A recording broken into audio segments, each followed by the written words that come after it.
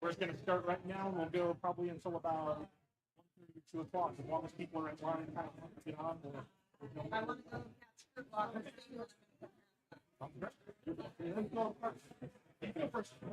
I don't have anybody here. Talk about the Warrior Rising. That's what I figured you were here for today. Let me make sure. No, so Warrior Rising's a 501c3 that helps veterans, military spouses, and their dependents start, scale, and grow their businesses. So this year we're launching a pilot program where they'll be with me for 13 weeks learning a lot of the business fundamentals. They go in through 4 weeks of pitch prep with Reggie, and then at MCOM they pitch for 20 grand. I think we're connected on LinkedIn. I'm pretty sure. So I'll tap you on LinkedIn. Yeah. All right, everybody, welcome to Live from Tech Alley. It is May 16th, 2026. I'm Jason LeDuc. I'm your host today. We are bringing you everything happening from Tech Alley in downtown Las Vegas at fabulous 3rd Street, Vegas, our new home. Although it's not that new. We've been here for about 5 months now. I think this is our 5th month here. So we are here at 3rd Street, Vegas, the newest community incubator, accelerator, community space for the arts and creativity in Vegas. And they're kind enough to host us tech people as well, and we're seeing a lot of synergies in the community. So we're going to be bringing you lots of conversation with the folks who are presenting here at Tech Alley, from the folks who are attending Tech Alley, from people who have things they want to tell you about. But the first thing I want to pitch is come on down to Tech Alley if you're in Vegas today and you're interested in tech, if you're interested in drones, if you're interested in crypto, if you're interested in coding, if you're interested in entrepreneurship, if you're interested in raising money for your business or your startup, and not just giving equity away, but other ways you can raise money without giving up equity and building up that capital stack. What else do we have? We have AWS meetup today. We have, I'll go through the whole rundown in a bit, but first I want to jump in with our first guest, Edgar Rodriguez from Warrior Rising. He's telling us about a new program that's starting up this summer here in Las Vegas, and I'll let him tell you about it. But one of the reasons I want to get him on right away is that the applications on these are going to close, I think, May 27th. May 29th. May 29th. So you've only got, today's May 16th. You got less than 2 weeks to get your application in this. So pay attention. We're also going to talk about this on Monday's Vegas Startup Scene. So if you don't catch it this time, you'll catch it again. There'll be clips about it. But I'm going to turn it over to Edgar to tell us all about Warrior Rising first, and then what we're doing with Warrior Rising this summer. Yes. So Warrior Rising is a 501c3 that helps veterans, military spouses, and their immediate dependents start, scale, and grow their businesses. So depending on where you are in your journey, Warrior Rising offers a variety of programs at warriorrising.org. They have Launch Point, Warrior Academy, and Warrior University. And what I really appreciate about what they do is they take a lot of the military lingo and translate it into business lingo so it makes sense for us, right? Especially the ones that are just getting out of the service. Now, the Launch Point that we're launching here in Las Vegas, it's going to be a 13-week program. In those 13 weeks, they will learn a lot of the business fundamentals that we think we should know, but we don't know. And it'll really help them scale their businesses. It's very eye-opening when you go into entrepreneurship, how many things, and the military teaches you a lot of really great things, and other careers teach you a lot of really great things, but how many things you need to know as an entrepreneur that, one, you don't know, and two, when you're first starting out, no one else is going to do for you unless you got a bunch of money to pay them. Right. So the accountability is, I think, one of the biggest things, right? And them knowing that when you're in the military or when you're working a job, you're accountable to somebody. So when you start your business or you jump into entrepreneurship, you're not accountable to anybody other than the people that you're building that business for. Right. Clients, investors, if you have investors. Right. Other than that, it's yourself. Yeah. One of the biggest pieces of advice I got when I first, actually even before I left the military and started my company, you got to treat it like a job. Yep. Whatever that means for you, right? For me, that means I get up, I do my morning routine, I have coffee, I read the paper, I have breakfast, and then I'm right down to the computer to work if I'm not headed off to a meeting, right? Yeah. For some folks, that means I can't work at home. I've got too many distractions at home. I need to go get myself a membership at a co-working space or find another place to go so I can get in the frame of mind to work. Yeah, and I'm one of those. You know, I've tried to work from home. It doesn't work for me. I mean, I'm very fortunate. I don't have a lot of distractions at home, and it works for me. So yeah. So going back to the program, during the 13 weeks, they'll learn a lot of the business fundamentals. Our goal through that process is The candidates that do, the veterans, the military spouses or dependents that do get selected for this program will be with us for 13 weeks. We partnered with GoEd and UNLV to be able to launch this over at the UNLV Blackfire Innovation. Let me jump in real quick. Not just for veterans. Yeah. Military spouses, military dependents and families, right? Yes. And then a couple quick acronyms here, because we're military guys. We love our acronyms. Yep. GoEd, Governor's Office of Economic Development. Big player in our ecosystem all over the state, but especially huge help to the things we're doing here in Southern Nevada as well. And then there was another one. Who's your other partner? UNLV. UNLV. I don't need to explain that one to anyone. Yeah, so thanks to them, we're going to be able to launch over at Blackfire Innovation. The program will begin June 5th all the way through the end of August.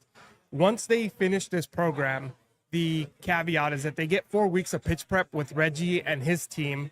And the goal is the 8 participants that go through this cohort will then have the opportunity and ability to pitch at MCon that's hosted here in Las Vegas for a $20,000 grant.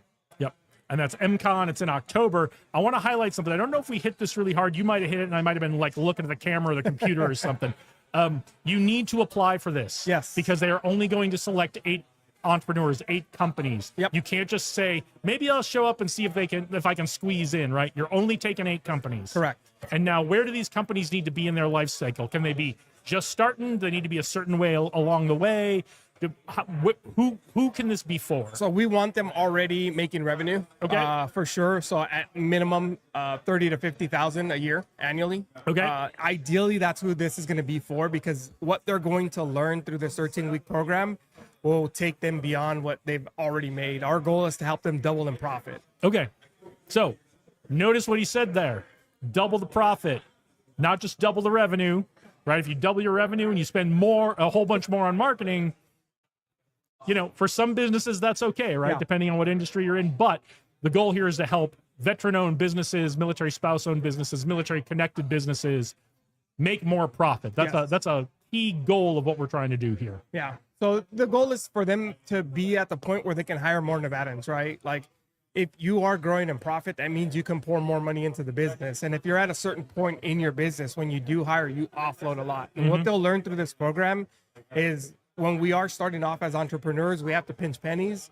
However, when they start learning the power behind what they can truly do and they invest wisely back into the business, right, they'll truly scale. It's the difference between spending money and investing in the business. And so you guys are going to cover some of those distinctions in the program. Oh, yeah. What else can we expect to see in the program? Is the curriculum laid out? The curriculum is laid out. I don't know it off the top of my head. Okay. I'd have to cheat and look at my phone. However, it's think of it like a 13-week boot camp. And in these 13 weeks, they're going to learn different stages of where there should be in business, whether it's how is a strong foundation built. Then from there is, hey, how should I market? Hey, how should I brand my company? When do I hire? How do I hire? So in this, they'll learn a lot, not just the theories, but the how to do it. Sounds great. And one of the cool things about this is you are using, this is not people coming from out of the community to teach this. It's local entrepreneurs, local investors, local folks connected with the military and entrepreneur community and Warrior Rising here in town, actually working with the 8 companies that are going to be part of the program. Yeah, and so the way that the curriculum is going to be structured is it's a 2-hour Monday through or on Fridays from 8 to 10 a.m. starting June 5th.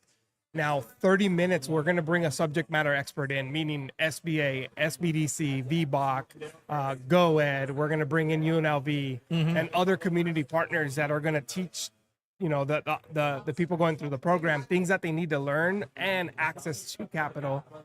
So we want to be in proximity of what's available here in Las Vegas for them. And this is in person at Blackfire. Yes. There's not a virtual component to it. No. You got to show up. Correct.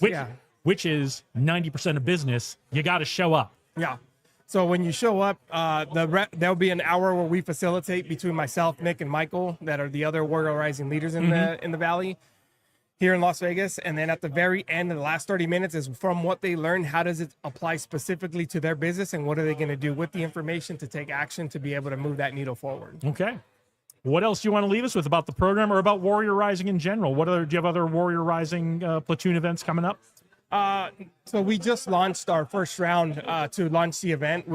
We should do another one in about a month, just to keep the pipeline full and get more people involved. So when we do this again next year, we have a fresh pipeline of more veterans and military spouses and dependents that didn't make it this round, but they want to be part of the next round. Well, check out Vegas Startup Scene every Monday, because we try to capture, if we know about the Warrior Rising events ahead of time, we try to get them on our events calendar and put them in the show so everyone knows what's coming up. Yeah, and I'll tag you, Jason, with the link on how to apply and where to apply. It is already in the script for Monday's Vegas Startup Scene. Shaq sent me the email, so I've already got it. I will record the episode this weekend. It will go out. We will put a clip of this into this week's episode as well, so people can get a little more from you about it. I think that's my episode planning is done. I just got to sit down and record it now. Awesome. So, thank you, Jason. Anything else you want to leave us with? No, that's it. I mean, if you are interested in learning more about Warrior Rising or what we do, not just at the local level, but on the national level, go to warriorrising.org and see what we're all about. Okay, give everybody one more quick rundown of the name of the program, where they can go to get signed up, or at least look at the application, the dates, the deadlines, all that kind of stuff. One more quick rundown. All right, so 13-week program called Anchor Point through warriorrising.org. Applications end for this process on May 29th, and then the cohort starts June 5th. Okay, it's coming up fast. Today is May 16th. This starts June 5th. We're looking for companies that are making about $30,000 to $50,000 in revenue. That's the sweet spot. We're looking to double your profit. That application is due in 13 days? Yes, sir. 13 days. That's an eternity. No excuses. Get it done. And then you guys will pick the 8 you think are right for the cohort. Yep. So as they apply, we're already going through our vetting process and making sure that they're qualified. Okay. So people are already applying. Don't wait. Get in there. Yep. Thank you, Jason. Thanks. Easy peasy. I try to make it easy. Appreciate you. Thank you for getting me the info. Like I said, yeah, I did it this morning. I went through the whole script that the VA sent me, and was like, because I got Shaq's email like last night. I'd already sent her all the stuff. So I was like, I'll just plug this in real quick. And Shaq sent me a great email with basically all the info that I can literally just cut and paste into the script. So, and he did give me a link, so there'll be a link in the episode notes for Monday. So, and then it'll go out in clips and that kind of stuff. So, but yeah, we'll put this in as our interview highlight as part of that episode as well. Cool. All right, guys, it's Tech Alley May 2026. Do you want to know what's going on? Do you want to come on? The last one? Okay, because if nobody's hanging out waiting to talk, we start packing up. So you don't really want to be last. We what? Okay. Oh yeah, keep sending me people. Oh, come on, we got somebody. You guys are gonna have to wait in the schedule. We got a good friend sitting down with us, telling us what they got going on. Yeah. How you doing? Nice to see you again. Something nice to see. I'm glad to see you guys are still doing this. How is the business? Business is growing. Good. Slow but forward. You know how it is. Baby steps gets us there. Yeah. I mean, forward progress is always good. It's kind of like golf. As long as you're headed kind of downrange, down towards the hole, every shot is good, right? Well, it kind of reminds me. That's how I play golf anyway. Well, that's the thing. It kind of reminds me when I started playing golf. The guy says, as long as it's going forward straight, that's it. It doesn't matter. Honestly, as long as it's not going backwards, right? I'll take a pretty hard shank to the left or right as well. All right, look at that camera. Tell everybody who you are and what your business is. Well, my name is John, and basically I'm the owner of Catch a Charge.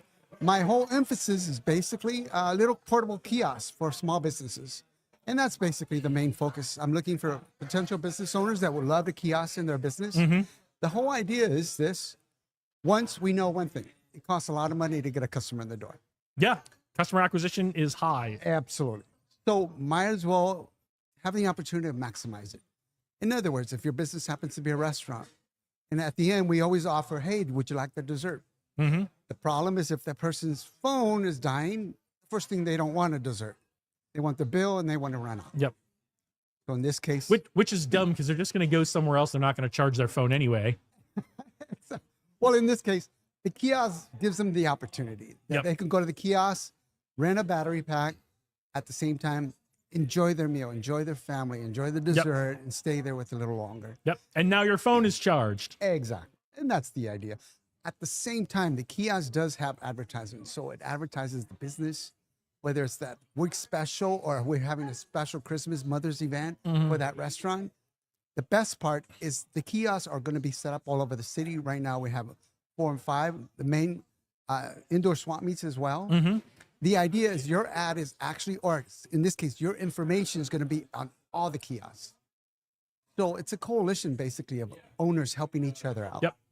Yeah. So for a business owner who's like, I could use something to kind of keep people hanging around a little bit, or maybe get them to come in if they know I've got this kiosk thing. Exactly. That's what you're trying to reach, right? But let's give the business owners a rundown of how consumers use these, right? So let's say I own a little bodega, Okay. and I've got one of these, right? Or I'm thinking about, should I put one of these in? Well, when a consumer is looking for what's the consumer life cycle on one of these? They come in, they go, I need to charge my phone. What do I do? In this case, obviously the kiosk is interactive with touchscreen. So basically, once you approach the machine, you just hit rent a kiosk, rent a battery pack, and then it guides you, it prompts you. So it's very intuitive. Not only that, it's set up through Stripe.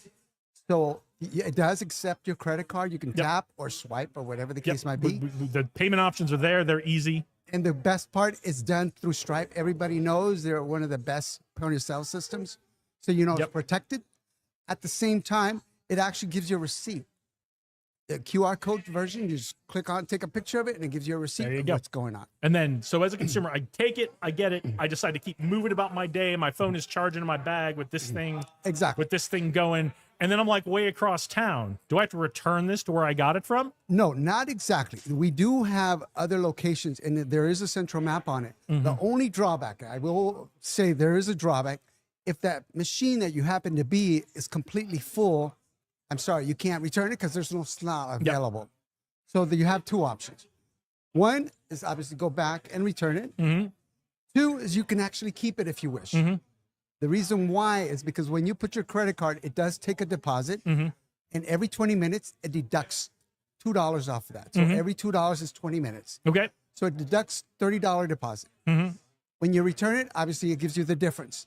If you don't return it, it charges you an extra $10, so total $40. Okay. And basically at that point, you own it. Yep. The best part is got a USB-C connection. So I can charge it up myself. But Exactly. here's the gold if you're a business owner thinking about something that's going to draw people in or keep them around a little longer. They walk off with this thing, you're not on the hook for it. Absolutely. You don't have to worry about getting this thing back as the business owner, right? All you have to do is go, oh, there's my little box. Absolutely. All I got to do is call John if it's empty of things. And Absolutely. I bet you have software that tells you if it's empty of things. You're on top of it. Yes. I know exactly when the transaction, not only that, the kiosk has a phone number. If you happen to have a problem, I have my staff at home. They automatically know. You have a problem. Hey, it's not coming out. Whatever the case might be. We just hit eject and it automatically sends it out for you. Not a problem as well. Okay. Not only that, the best part, you mentioned the own business owner. In my contract with them, it shows and it says, hey, if something happens to this kiosk or the battery, you're not responsible at all. Right. The whole idea is make it simple and easy for the customer. There you go. The location as well as us. Okay. So that's the easy part. So run down the list of where you are again. Let's brainstorm ideas of where we need to get you. Well, right now I'm talking to Crush. I live in Henderson, Green Valley area. Crush, the new gym down there is very interested. Okay, I think that's great. Yeah, people don't want to give up their workout, and they also want to have their music. They want to take their progress pictures or their videos of them doing the workouts. That's correct. And they don't want to have to worry about, I got to charge my phone before I go to the gym, because I'm the kind of guy, if I got to charge my phone before I go to the gym, I might not go. So I gotta plan my day, but with this, I don't. You don't have to.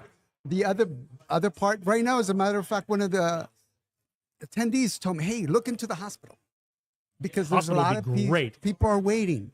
I am talking to. Like I said, I mentioned that I live in Green Valley area, so St. Rose. I am talking to them, as well as beauty shops, nail shops, beauty shops, great hair shops. Here's what I'm thinking: Allegiant Stadium. Oh, Thomas and Mack Center. Absolutely. T-Mobile Arena. Absolutely. It's not called the Lee's Family Forum anymore, is it? The arena in Henderson. The Knight Stadium. Yeah, but you're right. You're right. That's your homework. I'm giving you homework. That's your homework. I am talking to them. Hopefully, we can do something in the future with them. Yeah, I think that those would be I mean, that would be more business than you can handle. You would have to expand Absolutely. rapidly, but I'm sure it will be worth it. So, Well, my goal right now, I have 17 small units and obviously large ones. okay. One of the big ones is at the indoor swap meet. Fantastic. Mm-hmm. And right now, I'm also talking to Boulevard Mall. Set one up over Boulevard there. Mall will be a good one. Absolutely. So my goal is get as many out there and then order some more. And Get the word every little place on In between. Fremont Street East and Main Street in the Arts District. Yep, absolutely. So how big is the small one? Let's give business owners an idea how Small big. unit's about 1.6 inches. I mean, it's fairly small. And how many does it hold? It holds 8 of these. Eight. So, I'm fairly easy, convenient, touchscreen system. Yep. So it makes it easy for everybody to use. And then how big is the big one? Oh, the big one's 6 feet. It's like a vending machine. Oh, yeah, it's huge because it has a big old touchscreen screen where it relays the information as well as the advertisement for the location. And the huge one is actually 48 batteries, and that's a little bit over 8 feet. Oh, okay. So I need 4 guys to move that one. Unfortunately, Okay. I'm not going to move that one Don't at all. call me. Yeah, no, don't. No, you can call me. That's fine. Okay, so these are kind of your options. So depending on the size of your venue, the size of your location, but Absolutely. like I mean, the big one holds 48. 48 batteries. Right, so it's not like you've got to have a bunch of small ones all around. No. If you have a big venue that's bringing in lots of people, like you've got maybe an event space or something. Exactly. This is something that can just sit kind of by the door or by the restrooms or whatever it is, Exactly. location, Mhm. and you can. This is just. How does the model work for the business owner? Do you pay them a flat fee to No, host it? no. Do they get paid by the? In this case, what I'm trying to do is keep everything low. At the same time, make it beneficial for everybody. Okay. Well, this is what I mean. In reality, I make zero money at the beginning because when you first charge this or rent it, obviously Stripe is going to get their cut. Mhm. So there's no money involved, obviously. The second is because there's multiple advertisement per location. I'm not charging anything for the first 3 months. Okay. The idea is I want them to get the value of the product and what it's doing, generating that interest. After 3 months, I am going to ask, there is a little back office responsibility Okay. because your ad is actually placed on every single machine. Every machine. That's important to Every mention, single right? machine. Your ad is not just on your machines in your facility, which helps, but only a little, right? And yeah. Your ad's on every machine and vice everywhere. versa. And vice versa. So their ad is also on your machine. As long as it's not competing businesses. I mean, Right. 2 pizzerias, obviously, there's a conflict. You'll figure it out. There you go. But the idea, after the 3 months, I am going to ask 100. And that's because I have a back office person making sure your ad is everywhere. That's the idea. Making sure your ad is everywhere and making sure when these go out, another one comes back in so you can Exactly. put another one out again. Exactly, because there is a customer service number, and that person also remotely can take these out for you Yep. and make sure that the customer is taken care of. After that, in this case, it's just a matter of keeping it simple and as low as possible. Fantastic. That's it. Fantastic. Yeah. All right. Well, thank you so much. Thank you for joining us. It's no, always I a pleasure to appreciate- talk to you, John. Absolutely We appreciate love it. having you on. Thank Thank you you for so sharing much. the power over there with us so we Yeah. can do our thing here. And We're trying. We're trying. so, best of luck. And, it's always great to talk to you on here and let the world see there's a real good advertising option for them that is Something different. Yeah, Right? something different. And it sounds like it's working out great for the folks you've got your machines in their places already. Absolutely. So, So if you happen to be in the Green Valley area, library, there's one right there. That way you can check it out. yep. Thank you so All much. right. Thank you, Appreciate John. All right. Live from Tech Alley. We're here at 3rd Street Vegas, fabulous 3rd Street Vegas in downtown Las Vegas on 3rd Street, the corner of 3rd and Gas Avenue. There are hosts for Tech Alley here on the 3rd Saturday of every month. Are you going to jump in here? Okay. Dave Berlin's going to join us. How you doing, brother? Good to see you.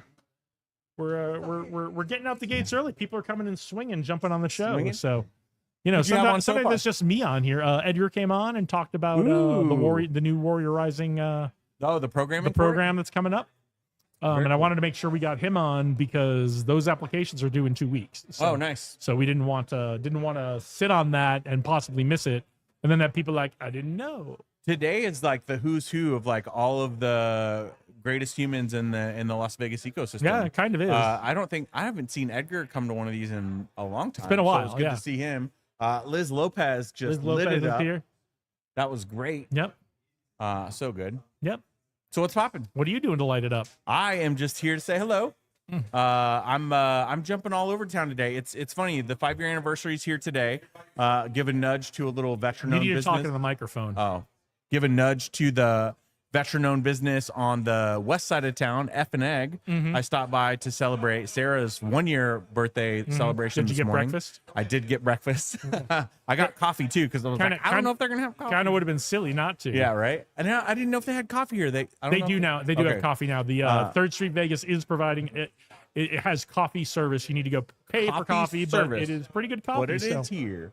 And then I'm headed to another event, and then another event, and then another event Ah, today. good for so you. Today's the Saturday of events, and actually, I don't have any events that I'm in charge of. I just get to show up. At That's kind of a everybody else's nice, stuff. kind of a nice thing, right? When you don't have to be in charge of the event. Definitely a change.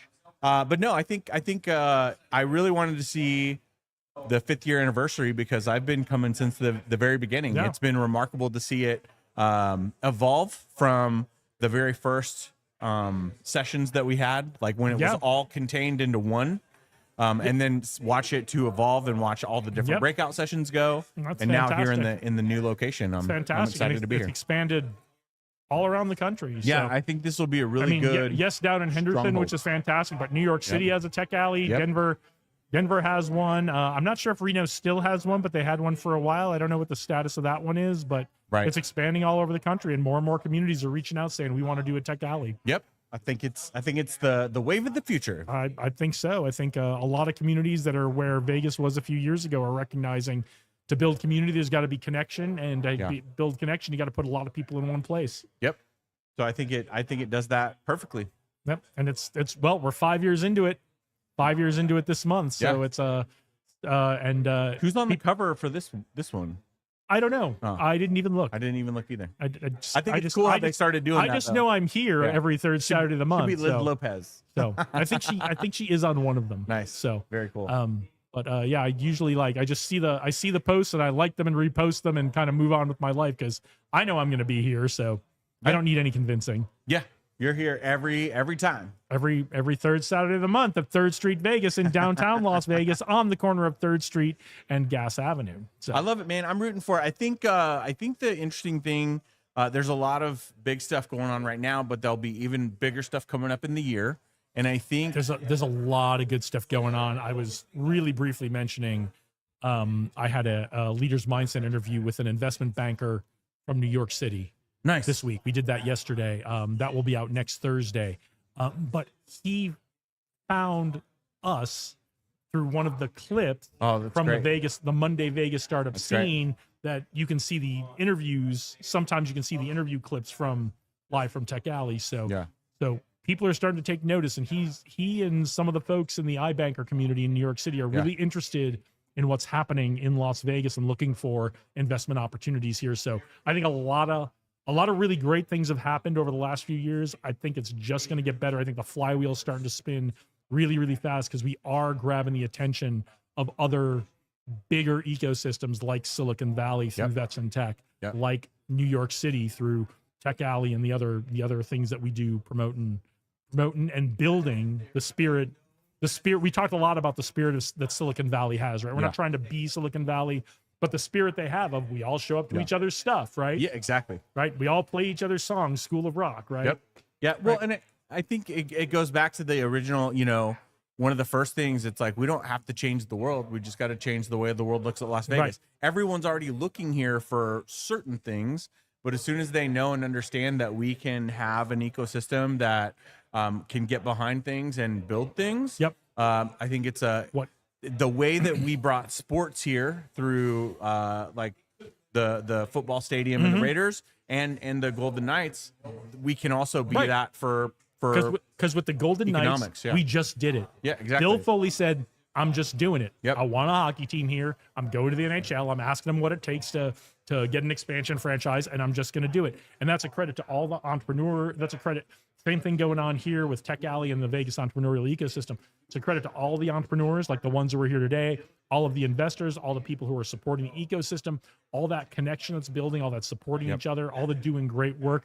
It's attracting the notice. When I got an email from a New York City investment banker in my inbox saying, I love what you're doing with Vegas startup scene. I love what's going on in Vegas. I want to come on your show. Like, we're doing something right here. Yep. Well, just another story, and it'll be fun because they're in a session right now. My friend Cedar and his wife Liz, I've known them here in the ecosystem for 4 years, probably. They DJ'd a lot of events all around the community. When I was helping grow a wedding DJ business, we were doing so many events, we had to like outsource and get their help to come help us. I was very surprised last night when I got a text message from him and he said, hey, are you going to be at Tech Alley tomorrow? I'm like, yeah, but why? Yeah, why are you going to be at Tech Alley? His wife, who has been DJing her way through college, just got her degree in analytics. And as soon as she, got her degree like less than a week ago, she was like, I want to start plugging in and see what's going on in the community. And that's what it's all about. This is what she found. That's all. So they're here and they're exploring all of the different sessions and stuff like that. So it's really neat to see it from the outside looking in, but also to see people still catching the fire here locally, because those people, this is the unique thing that a lot of people don't consider with Las Vegas. Like myself, when I came here and rooted into the ecosystem, I don't just have a great community here. I have a whole community of thousands of people back in Tulsa, Oklahoma, repping the shirt, by the way, back in Tulsa, Oklahoma, that are paying attention to what I'm doing out here. And now I'm always looking for ways that we can build that bridge back to that community. And what can we learn from a community like Tulsa? But I'm just one guy from one city. There's 1,000 people from 100 other cities out here that can figure out ways to do that. And the great thing about Vegas, besides blue skies and a great tax environment here, if you're looking to start a business or move a business here, everyone comes to Vegas. Yeah. Every big trade show in the world comes to Vegas. Every industry comes to Vegas at least once a year for about three days to a week, sometimes 2 weeks for some of these shows. I talked to a couple of guys who are building a business, a tech business around that idea that everyone they want to work with comes to Vegas at least once a year for a trade show. And to do business here in Vegas. And the world is starting to notice, deals get done in Vegas. It's true. Very true. I do have to jet to the next thing. Okay, well, thanks for joining us today. You got it. Peace out. Ladies and gentlemen, Dave Berlin. All right. I promised you the schedule. I'm going to give you the schedule. What's happening today? Well, we are live from Tech Alley at the downtown Las Vegas Tech Alley event in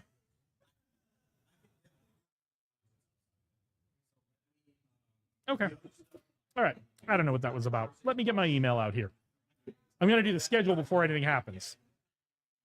I just have to find it. Dude.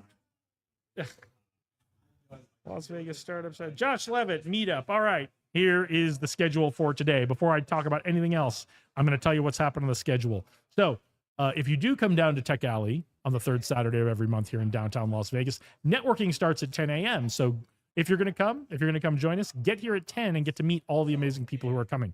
Right now, we are in the first round of talks, which start at 11 a.m.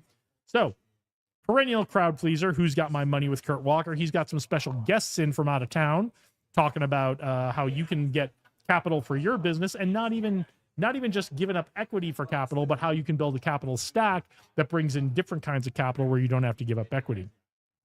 Rachel Gomez from UNLV is hosting Innovation Essentials. Timothy May is hosting the Las Vegas AI meetup. Good friend James Roop is hosting the Blockchain Self-Custody meetup. We'll try to get him on here to talk about what he talked about this morning for you. And then Caleb Green, startup attorney, is sitting right off to my right, talking to some folks about some of the legal questions they have about startups. Lunch will start at 12:15. So lunch and more networking. Anyone who comes down to Tech Alley and registers gets a free lunch. So if you're looking for something to do for lunch, get on down here, 12:15. That is in about 40 minutes. Did I do my math right on that? So come on down, meet folks, talk to folks, and then we get at 1:15, we get into the second round of meetups. Josh Stacy, our good friend Josh Stacy, hosts demo time. So come see what all the people are working on, whether it's an app, whether it's a piece of hardware, whether it's something. You come and see it, or if you've got something you want to demo and get some feedback on, get down here for demo time at 1:15 p.m. Adam Englander hosts the Las Vegas Python meetup, Vegas Pi as it's called. So come on down here if you're interested in Python, learning Python, coding in Python, working on projects in Python with people. Come on down. Our other good friend, we're good friends with all these people. Maria Cristidi Noble hosts the AWS user group meetup. Hey, do you want to jump on? Sure, jump on. Come on. Nah, jump on. How are things going? Man, it's going great. Tell everybody who you are and what you got going on. How you doing? I'm Cashion, and I'm with Cashion Incorporated. You guys can call me Cash or just, Cashion. Yep. All right. Well, tell us about the company. Man, so right now, pretty much, matter of fact, I'm gonna give y'all some updates. So, Yeah, because you were here with us last month. So talk into the microphone. Get my close. bad. So pretty much, so with the staffing agency, we've reached the second level, and right now we're getting people onboarded. Okay. And we're also getting people like shipped out, right? Okay. But then, like, I kind of had to put that on the backboard because we got a lot of investments right now. Okay. And yesterday I was on the news for Zion Farms, and that's one of our biggest investments right now. We have 10 beds right there, and we're actually focused on like helping renovate the whole Zion Farms. Okay. And pretty much, yeah. All right. Like, yeah, we doing that. And then we also got the music going. That's going real big. You got a lot of stuff going on, so I want to make sure we got time. Tell everybody all about it. Man, so we got the music going on, and some of my artists, they started to top charts. Like, man, shout out Cole Watson. He just hit 2,000 on Instagram just from a reel that we had posted. That was like 30 seconds. Fantastic. And then Honcho Breezy, shout out Honcho Breezy. He had top 2,000 just off an Instagram reel on just having fun. That's awesome. And then Blue Strips TV, we're going real big. We're starting to film more events, and then yeah, that's what we're working on right now. Well, what are you looking for? Tell the people out there what you're looking for, where you're looking for help, where you're looking for people to come in, who you're looking to connect with. Well, right now we're looking to connect with everybody. Mm-hmm. Like, I'm talking about literally everybody, and not anybody though. Not anybody. Not anybody. Not anybody. There's a big difference between everybody and anybody. A very big difference, because here at Cashion Incorporated, we like to make our circles make circles, right? Mm-hmm. So if you have, like, let's say with you podcasting, right? I would bring people to the podcast and just bring value to there. Or you'll see us over here at Legal Shield, and we're bringing value to Legal Shield, and we're being representatives for Legal Shield today. And so in the future, I'm actually going to bring more people on the Legal Shield and, boost that up too. Fantastic. But, yeah, so right now we're just working with everybody. We just finished working with Elias. Shout out my homeboy Jay from Blue Strips TV. He just became a director. So now we're going to be shooting short films. Nice. Yeah. Very cool. You know what I'm saying? Just very cool. Everything, anything. Like, if somebody brings me the opportunity, I don't like to let opportunities down or small moments. So I just like to go with it, and just live life. Well, if you've got folks you'd like to send to us that we should be talking to on here, please send them over. We would love to talk to them. So, man, actually, I got you. I'm gonna send Liddy Kitty from the Highly Lit podcast. Okay. You know what I'm saying? The Highly Lit Pride podcast is one of my favorites at this moment, and I just like the energy and everything that she brings to it. Yep. Her and Rich really do their thing when it really comes down to dynamically, because she's really good at facilitation. He's really good at the vibe. So it really boosts everything, and I really like that. I would say Kyle Graves, but I think he was on here last time. That's okay. We'll take him again. Yeah, I'll send Kyle Graves. We're always looking at. We love getting caught up with our friends here on what they're doing, sharing what's been happening. Yeah. And we love giving people an opportunity to say, hey, this is who we're looking for and who we're looking to connect with. So so this is on. It's one of the big things as an entrepreneur. Sometimes it's hard to ask for help. We try to encourage people. Hey, this is an opportunity. Reach out to the world. This is something I could use some help with. Yeah. So, well, I would say, at least for me and the people that I work with, sometimes it do be hard asking for help, but then other times it just be the right thing to do. Yeah. Because it's like, let's say if you have something that I don't have, or if you know something that I don't know, it would be better for me just to ask you than to try to figure it out for 3 or 4 days and You know, it's just a productability thing to where you just ask for help. There could be. I guarantee you, there's someone watching right now who has a new artist for you right now. So, Man. so if you got a new artist, holla at your boy here. You feel me? If you got a new artist, holler at me. We over here at Real Talk Management, and then we also got Money Making Generation, and that's the record label. So yeah, check me out. And we pretty much doing everything in home, like everything in home. I became a cameraman. I didn't got a cameraman. My cousin's the engineer. That's entrepreneurship. Sometimes you just gotta jump in and do it. So for real. And I'll do you one better.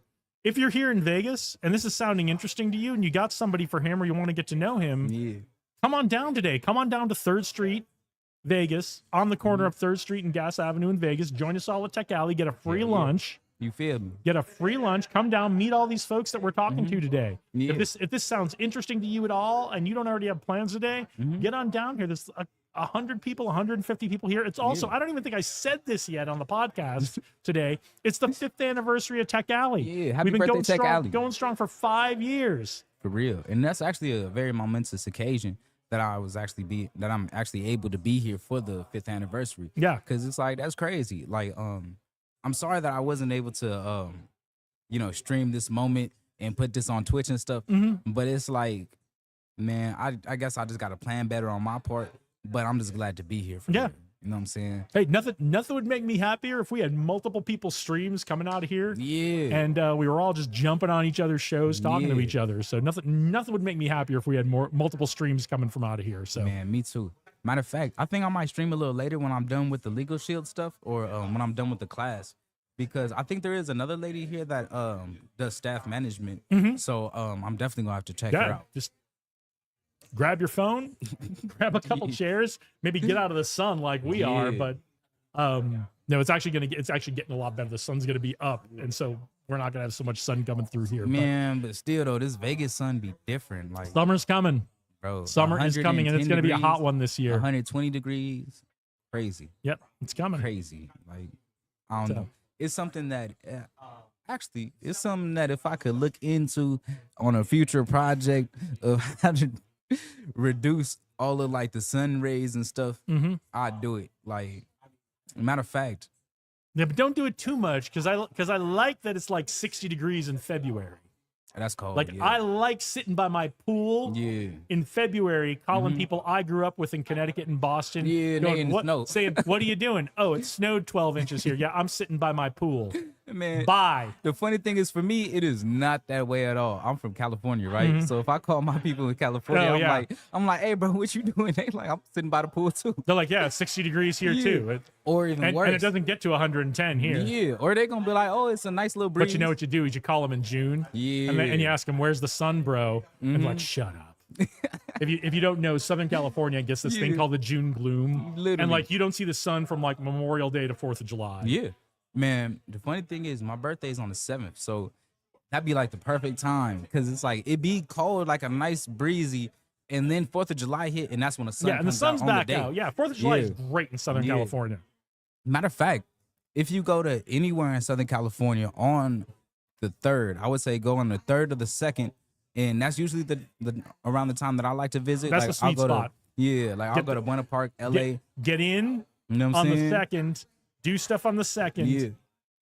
Get out, and then get out the morning of the 4th before everybody's trying to come in. Yeah. And then the best part is if you go to like places where they got amusement parks, by the time that you get there on the 2nd or the 3rd, there's gonna be fireworks for you. Yep. Like I don't know. For me, in my opinion, it's amazing. Like if you go over to Buena Park on the 2nd, the fireworks stop on the 7th or on the 8th. So for me, it was like from the day that I got there to the day that I left, that's when the fireworks was going on. Yep. And for me and my family, that was a very momentous occasion because I had just visited and all my friends was there, and then they got fireworks, and everybody was like, "Oh, bro, what?" They usually don't be shooting fireworks, and then they had shot it for the day that I had showed up. So it was really good and a really grand experience. Right. Like I really liked that. Fantastic. All right, well, look at that camera. Tell everybody who you are, where to find you, how they can connect with you, all that good stuff. For sure. I'm Cash SMG, aka Cashion. You can look at me at Cashion Incorporated, or you could look at us on Blue Strips TV, or you could get us on Twitch at Cash SMG.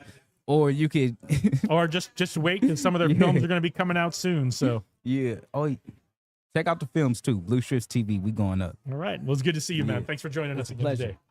Oh yeah. Blessings. All right.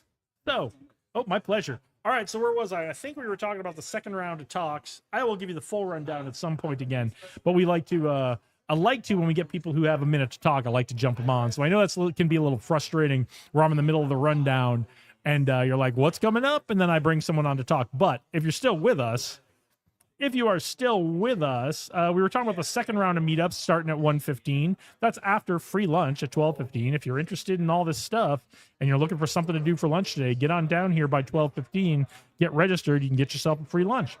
So second round of talks, coming up at 1:15. Good friend Josh Stacy does demo time. Adam Englander with the Las Vegas Python meetup. AWS user group with Marina Christidi Noble. Good friend Jackson Wright does social marketing, how you can use things like podcasts and social media to promote your business. And then our good friend Mike Wilson does Vegas Crypto Group in that second round of talks. And then the third round of talks at 2:45, Sin City Programmers with Justin Otero and Josh Stacy again. And then Increasing Revenue Without Increasing Prices with Acacia Thornton. She just gave us a preview of that during the announcements today. I think that's going to be a good one. I think that's going to be recurring in the future. I think it started last month. So that is all the stuff going on today. I'll come back again and let you know. I'll give you the whole rundown on what you missed on the first round of talks. But the important thing about that is if you missed the first round of talks and you're still going to come down here today, or you can't make it down here today, or you're not in Vegas today, you can see all the talks. All the talks get recorded and go up on the Tech Alley YouTube channel. So whether you're watching this on the Tech Alley YouTube channel or on the Leduc Media channel, go to the Tech Alley YouTube channel. You can see all of the talks. They record them all. So that's what's going on. Sir, you want to join us? Come on in. What's going on? Don't pull that back. You need to be close to the microphone. Be able to sit down. So how's that? Good. Pretty good? Good. How have you been, That should be sir? good. I've been good. We're just keep doing our thing. Keep doing what we're doing. So what have you been up to? People know what I've been up to. I've been talking all morning. I understand. We're moving forward with our phase 3, which is the Silica Esports Arena. Okay. And we keep stumbling onto these little packets of inspiration that builds the event for us. For instance, I mean, it's the largest esports event ever. So, So let's take a step back. What Okay. is the event and what is the arena? Let's go back to the beginning for the folks who Trying to are get on just your little joining chair us. here. Yeah. Sorry about that.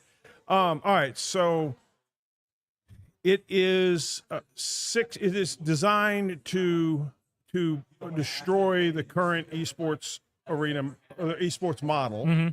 Okay, the current esports model is a handful of pros and everybody else are watchers. What that does is it takes the 3.8 billion video game players and turns them into spectators, and they're players. They want to play. So what we're doing is we're adapting the World Series of Poker model to it, which they famously made all the poker players in the world know that not only can they get into the largest tournament ever for just the spectacle of it, they also, if they get really lucky, can't have a real chance of winning life-changing money. Chris Moneymaker effect, right? 100%. So we're looking at that, and then we realized, okay, we need to also go to internet scale because 25 years ago, getting 2 teams of 5 connected was a chore by itself, much less broadcasted out. Now, that's child's play with Fortnite doing 14 million players in one event, one concert. So what we're doing is having 65,000 5-player teams per match. Okay. 30,000 advance on points. The other 2,500 advance off of a wild card system. Okay. The wild card system is their pro status. Their pro status is how many contracts did they get through our ecosystem before the actual event. Now, fortunately, this is the first event, and it is now scheduled, thanks to Ross Video, that not wanting us to compete for mind share with the Olympics in 2028, they pushed us another year to 2029. Okay. So we've got 3 years for them to build up pro status, which means literal contracts for money from all the sponsors. Okay. And the difference between being an amateur and a pro is keeping your sponsors happy. Okay. So what they need to do is on their current streams, they would talk about the products that we put into a co-branded merch store for them. So all they have to do is talk about it and sell. And they can get that pro status. Now they can compete in the event as an amateur. That's no problem. But there's an advantage. If you can get pro status, you have a bad day, you don't advance on points, you might be able to advance through this wild card system based on your pro status. Yeah, so why they would want that pro status is this is a $60 million prize pool tournament. $10 million to the winning team for $100 buy-in for for the whole team, which is $20 per player. Okay. However, it is 65,000 teams per match in a 64 match bracket. But it will be the coolest thing any game player's ever gotten into. I mean, that sounds like it. It is insanely cool. But it also, regardless of if they win money or not, they could earn $100,000 contracts, as many as they can compete for over the next 3 years. So they literally can turn their passion of game playing into not a job, but a true profession. That's what I was looking for. Yep. So how do they get started now? If you're a gamer and you want to play in this in 2029, right? And you like the idea of getting sponsorships so you can do this as a job. How do you get started now with you guys? They go to SEA.silica, SILICA, Nexus, NEXUS.com. Okay. And they can sign up as a team there. Or they could get a free entry by signing up as a City Vanguard. Okay. What's a City Vanguard? Is somebody that helps us coordinate. We are going to be in 650 cities for the qualifiers through the quarterfinals. Okay. We need somebody boots on the ground to help us coordinate that city, that traction, and organize the players in that city, because we will be taking 50 out of every match. We'll be taking 50% out of every city. So when we finally get to the semifinals, we will be represented by all 650 cities in 95 countries around the world. It's kind of like the Olympics of video games. And are these events happening virtually, or are they happening in the cities? They're happening in the cities, and let me explain the match. Yep. So you got a 5-player team. The team lead only is the one that goes to the stadium. Okay. Okay. Sorry, I'm going to have to mute that.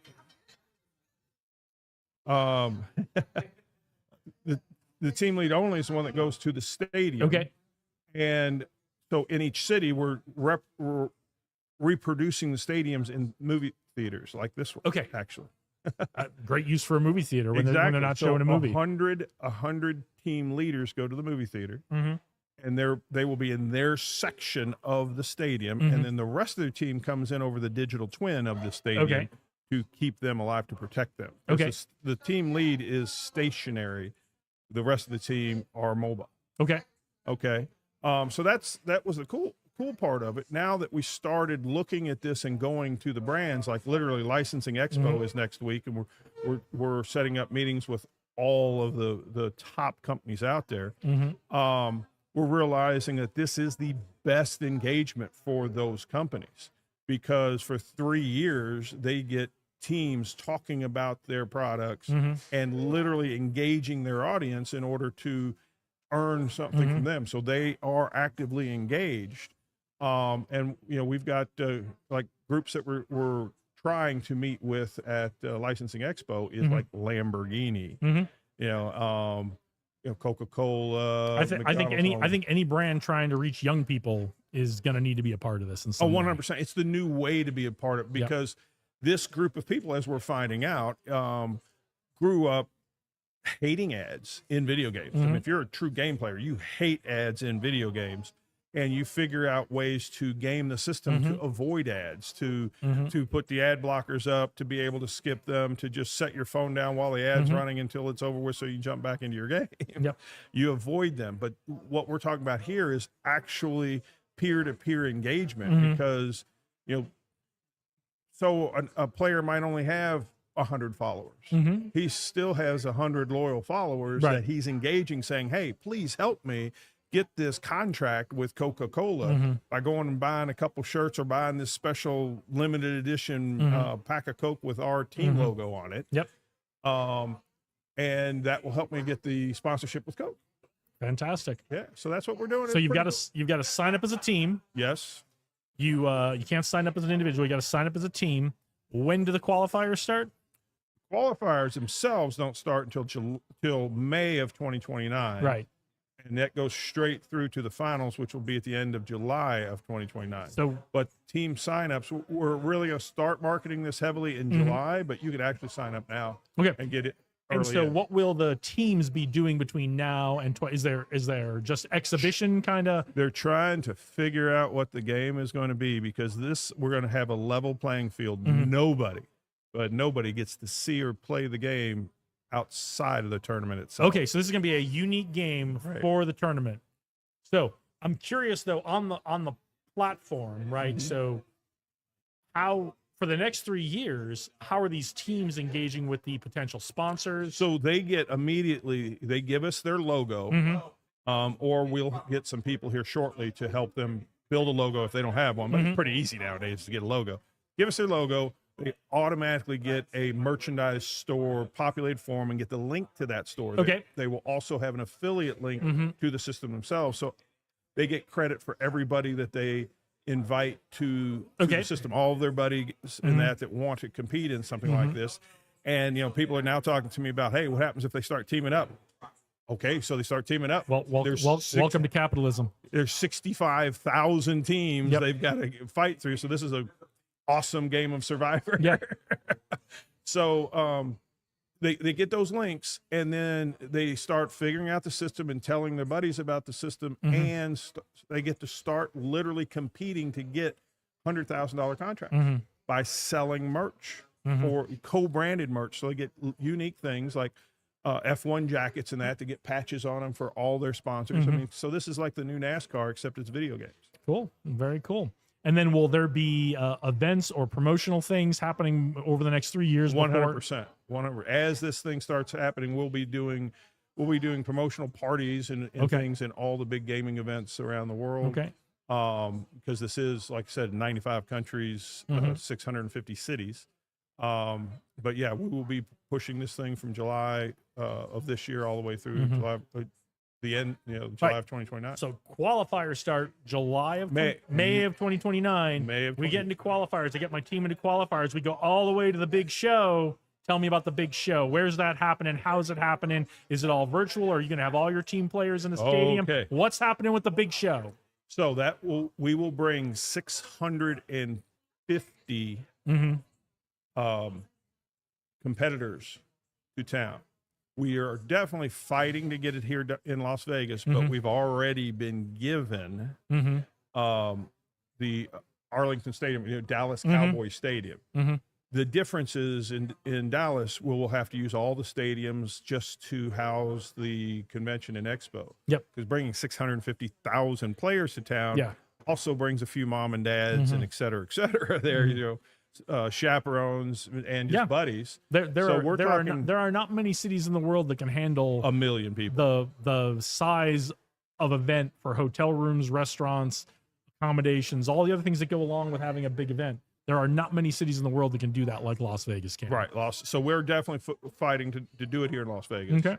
But Dallas is putting up a heck of a offer to us. All right. Well, if you're associated with Allegiant Stadium or a T-Mobile Arena or something like that, this can't happen in T-Mobile. Do you think it's too small? 20,000 seats is too small? 65,000 team leaders simultaneously in the stadium.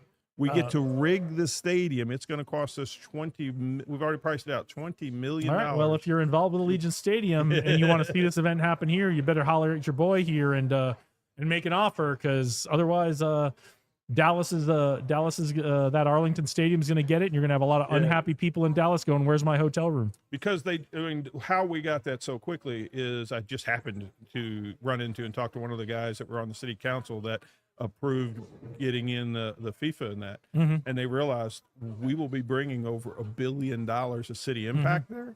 So they were like, "Here, what can we do to make you all come here?" So that's kind of what we could also bring to Vegas, and we're still, $1 billion of city impact. LVGEA, LVCVA, Allegiant Stadium, $1 billion of impact. That's like what the Super Bowl did here. 100%. Yeah, 100%. And that's what we're looking to do here, because you bring that many people to town, that's what happens. So getting back to the event. And it's a summertime thing, so you don't have to worry about it competing with Super Bowl or really anything else. We definitely mapped this around this town at that time. So yeah. So you would have 65,000 team leaders in the stadium for each one of the two qualifiers. The rest of the team comes in over the digital twin that we've set up, and the game is played there. It is, I can say, because it's already been announced, that it is player versus environment, but still that you have to have figured out, all the tricks and techniques on getting outdoing the other 65,000. Okay, so it's not team versus team. No, it's not like a player Counter-Strike versus kind of thing. No. It's player versus environment. I think it's really important, because I had a bunch of technical questions on latency and all that kind of stuff. You guys have solved this by structuring the game where that doesn't matter. Right. And also a lot of that solved it in the 650 cities, because of the structure of this thing. Nobody's ever tried anything like this before. And it took us a little bit to realize we absolutely have no choice but to take 50% of every single city all the way through the qualifiers. So then once we get into the semifinals, then it's whoever advances. But up until that point, it's 50% of every city. So when we get here, it will be 650 cities represented. We've got no choice in that because of the structure of this thing. Just it goes that way. So then, they go to the we have the semifinals, both semifinals in the arena, and we have the finals in the arena, which seems kind of small for spending $20 million to rig that arena. So we're also going to be doing an infinite stadium level series of concerts there. Which is effectively, if you know the Fortnite concerts that were done all online, you marry that with a stadium concert rigged for AR. So if anybody that remembers what the KPL did at the Bird's Nest in Beijing this last year, that was a stadium rigged for AR. We're going to marry those two together. That's going to be just epic. That's going to be cool. Yeah. All right. That's what I've been working on. So that's what we've been watching it grow from kind of just a little beyond the idea stage to really nuts and bolts of it's on its way and it's coming. So well, the cool part was when we figured out that no, we don't need to sell merch to the teams. We need the teams to sell merch for themselves. Because we looked at the F1 jacket, we're like, wait a minute, this means those teams need to learn how to be pros. And that part has structured itself out. Now every single sponsor that realizes this seems to be the best way to engage the younger generation with their peers and how to get the messages across. They're jumping on, left and right now. So we've got a lot of teams signing up. A lot of sponsors signing up. So the teams can, at this point, earn roughly about 30 different $100,000 contracts. If I can get, and this thing, I'll make a promise on your station. If we line up Lamborghini, which is what I'm targeting next week, then if a team has a Lamborghini sponsorship and makes it and wins it, then we will also give each one of them one of those Lamborghinis. All right. Well, you heard it here. 5. That's $1.5 million commit because they're the $300,000 SUV Lamborghinis. I just saw one the other day. They're awesome. So how would you like your own Lamborghini? I'm probably not a good enough gamer to win, but look, you never know in this game. Yeah, that's true. That's true. It could be a Connect 4, and but I have to get the Lamborghini signed up first. Well, I mean, first, this sounds like, if you're a gamer, this sounds like a fantastic thing to be part of anyway. All you've got to do is build your team and get yourself involved and start making the connections with the sponsors and building building up your team and hyping up your team to get ready to go. And I guess practice all your favorite games, because you never know what the new game is going to be. So Yeah, well, you're going to need a strategist. Yep. And you're definitely going to need a good shot. I think this is going to be fascinating. There's a real opportunity for like an online reality show for some of these teams to watch how they're preparing 100%. over 3 years to get ready for this event, because it's not like most gaming tournaments where we know the game, we've been playing the game forever, we know each other and how we work together in the game. It's everyone's coming in cold. I assume there's going to be a big announcement today's game release day. Oh, the game release is they learn after they're in the seat in the qualifier. That's the first time they get to see the game, is the first qualifier. So they don't even get like a week to practice before the tournament starts. But the only time to practice is in each qualifier, because the only way to play this game, because the way it's built, will be in the tournament itself. Okay. So no practice rounds. You got to show up, you got to play, and you got to play to win. And you got to figure it out on the fly, which is the best way to do it. Oh, I think it's fantastic. I think it's that's one of the pet peeves over some of these gaming tournaments over 20 years is, well, it's just, there's some of these teams that have such advantages because they got in early and they knew the game and that kind of stuff. So Fatality is a 12-time world champion. You've got Fakers won that one. It's like everybody knows who's going to win, but the question becomes who's going to come in second. Right. And if you already know who's going to win, it's not as fun for everyone. So I think this is great. I think it's going to keep it exciting. I think it's going to keep it fun, and I'm really looking forward to seeing what some of these teams are doing and how they're getting ready for it over the next 3 years. Awesome. Well, appreciate your time. Well, sir. thank you for your time. This is great. It was great to get an update on this. I hope as it gets closer, you can come and tell us what's going on, who are some of the teams to follow, pay attention to, and let us know more about if those Lamborghinis are up for grabs. Gotcha. Well, we do have Tomorrow Company as a sponsor right now. We have Able Gamers, which that's a really good organization that helps disabled people get they pay for all the gear for them to game. If you have a hip switch or a blow tube and that's all you can use, they get that rigged up to the game so Awesome. you can compete. So we've got those kind of sponsors already on board, and we'll see who else comes. Fantastic. All right, well, look at that camera. Tell everybody again where to find it so they can either check out what's going on, get ready to come watch all this happen in 3 years, or if they're a gamer, get their team together and get their team signed up. So SEA.silicanexus.com, which is SILICANEXUS.com. And what's the name of the event? What's the name of the whole big picture? Oh, it's the Silica Esports Arena. There you go, Silica Esports Arena. So tournament, conference, and expo. Check it out. Yeah, we didn't even. Next time we'll have to talk about the conference and expo part of it. That's going to be fun. I mean, think of Gamescom, only bigger. Yep, it's going to be exciting. Thank you. I don't know how you're going to do it in Dallas. Good luck. Thanks, sir. All right, it is. Oh my God, it's 12:10. We're just about to start lunch here at Tech Alley in downtown Las Vegas at 3rd Street. Ooh, 3rd Street. 3rd Street, Vegas, at the corner of 3rd Street and Gas Avenue in Vegas. This is where Tech Alley, the main event, is every 3rd Saturday of the month. So if you're in Vegas, you're interested in tech, you're interested in gaming, you're interested in all the kinds of things we were just talking about, go ahead and come on down here to Las Vegas. You can learn about crypto. You can learn about coding. You can learn about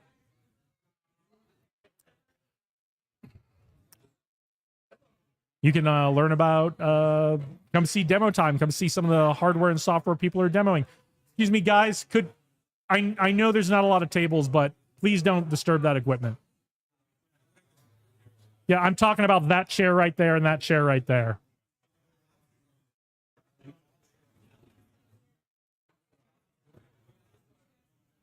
So, yeah, let me give you the rundown. Everyone who comes down.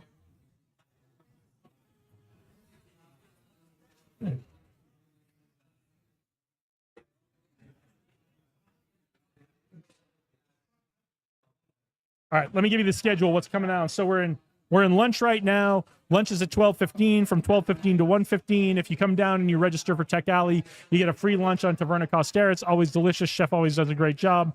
So get down here, 3rd Street, Vegas, on the corner of 3rd Street and Gas Avenue in Las Vegas. So coming up, we went through the first round of talks. Networking always starts at 10. So if you're going to come down and join us next time, here, I'll pick that up.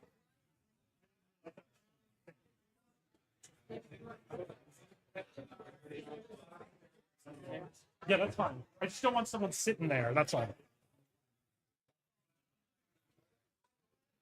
Guys, go around it. Come on. Come around. I'd rather that than you trip over it and knock it over.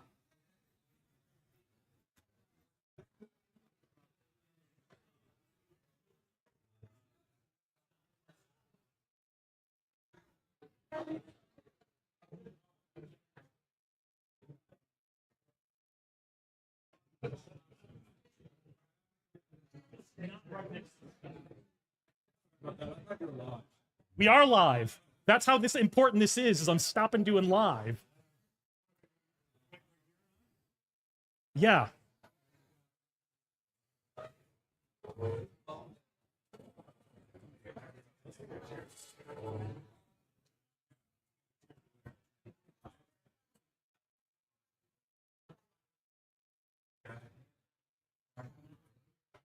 All right, so we're in lunch right now. So a typical day at Tech Alley starts with 10 a.m.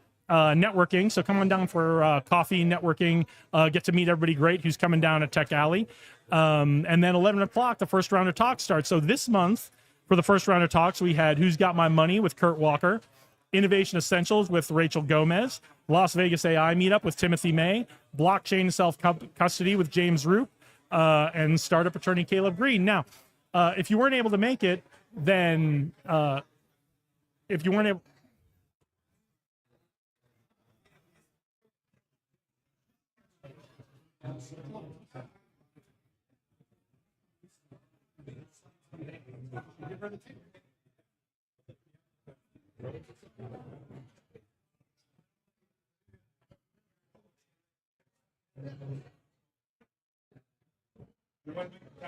So, no, it's just. No,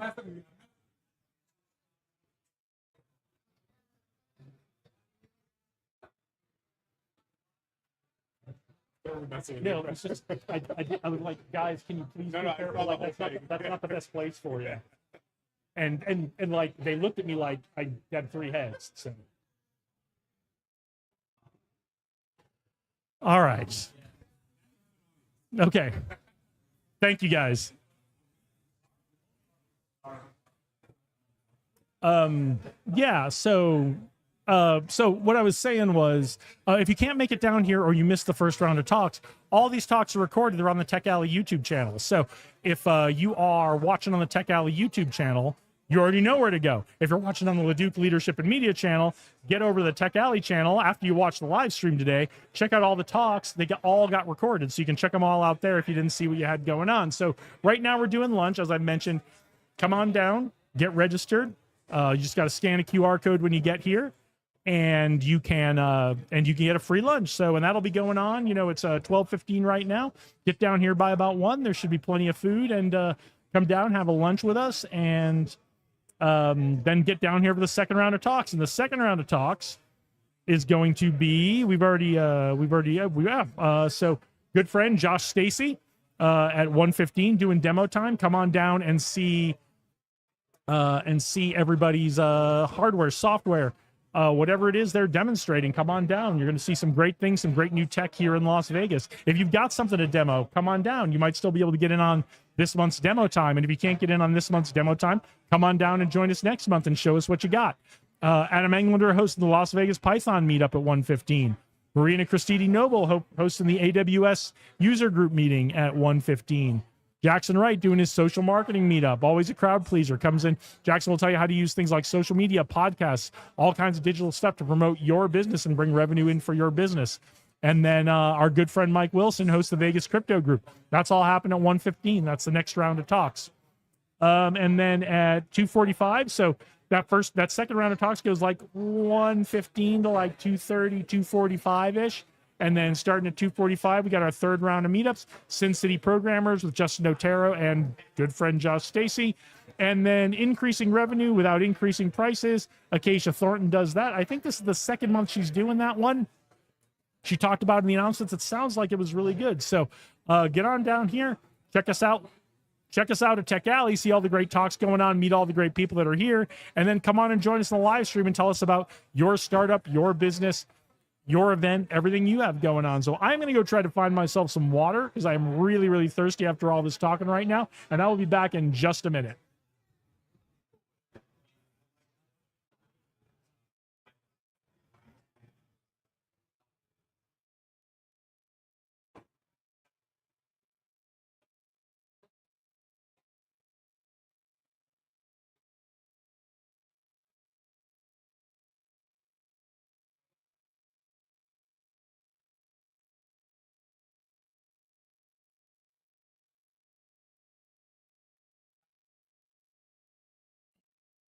All right, hey, see that we've got a comment over there that I haven't been able to get to.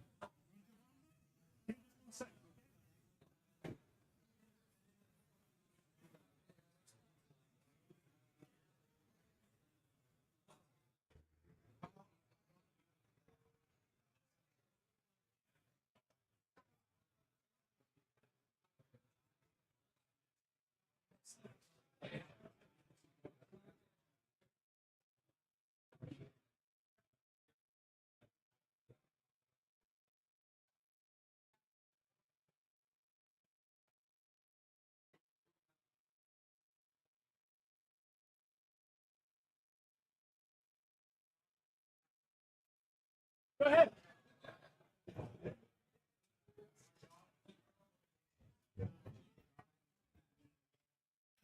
Hello. What's going on? I was in a great session. So Yeah, so this is our new friend Bo. He reached out during the week, said he was coming down. yeah, Saw the Vegas startup scene on Monday, I think it was, or saw one of the clips from it or something. Yeah.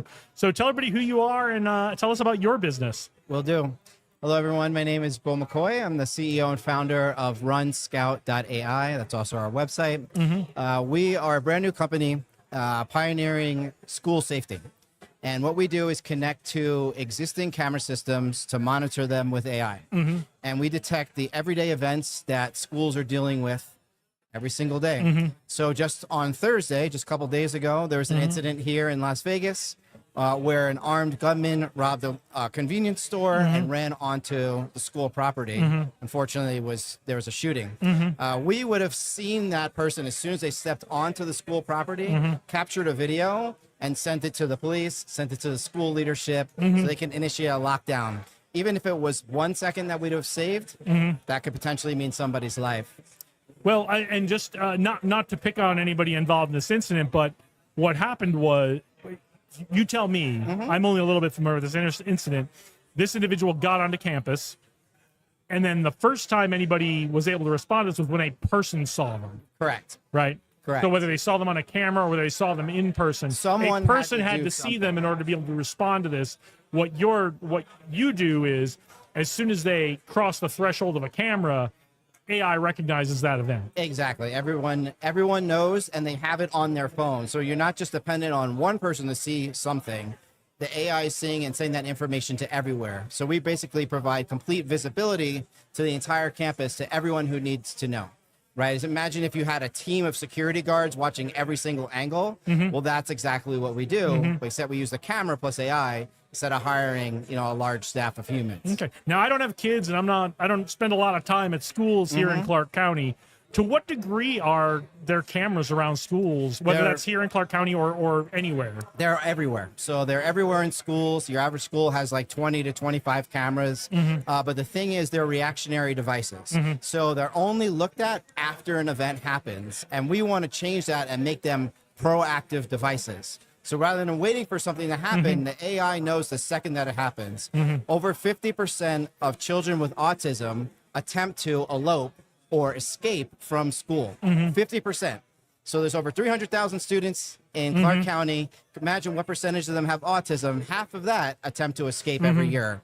It's a horrifying situation that teachers deal with every single day, and we can detect it As soon as that child gets up and goes out the door, we see it, we send an alert immediately. So for most schools, the hardware infrastructure already is in place. already exists. They need a solution like yours to automate this a little bit, right? Exactly. And then that's the challenge for you, right? How do Exactly. I know the difference from a kid who's walking from a classroom to the bathroom Right. to a kid who's trying to escape the facility, And that's right? where we bring the human element into it. So we call it human in the loop.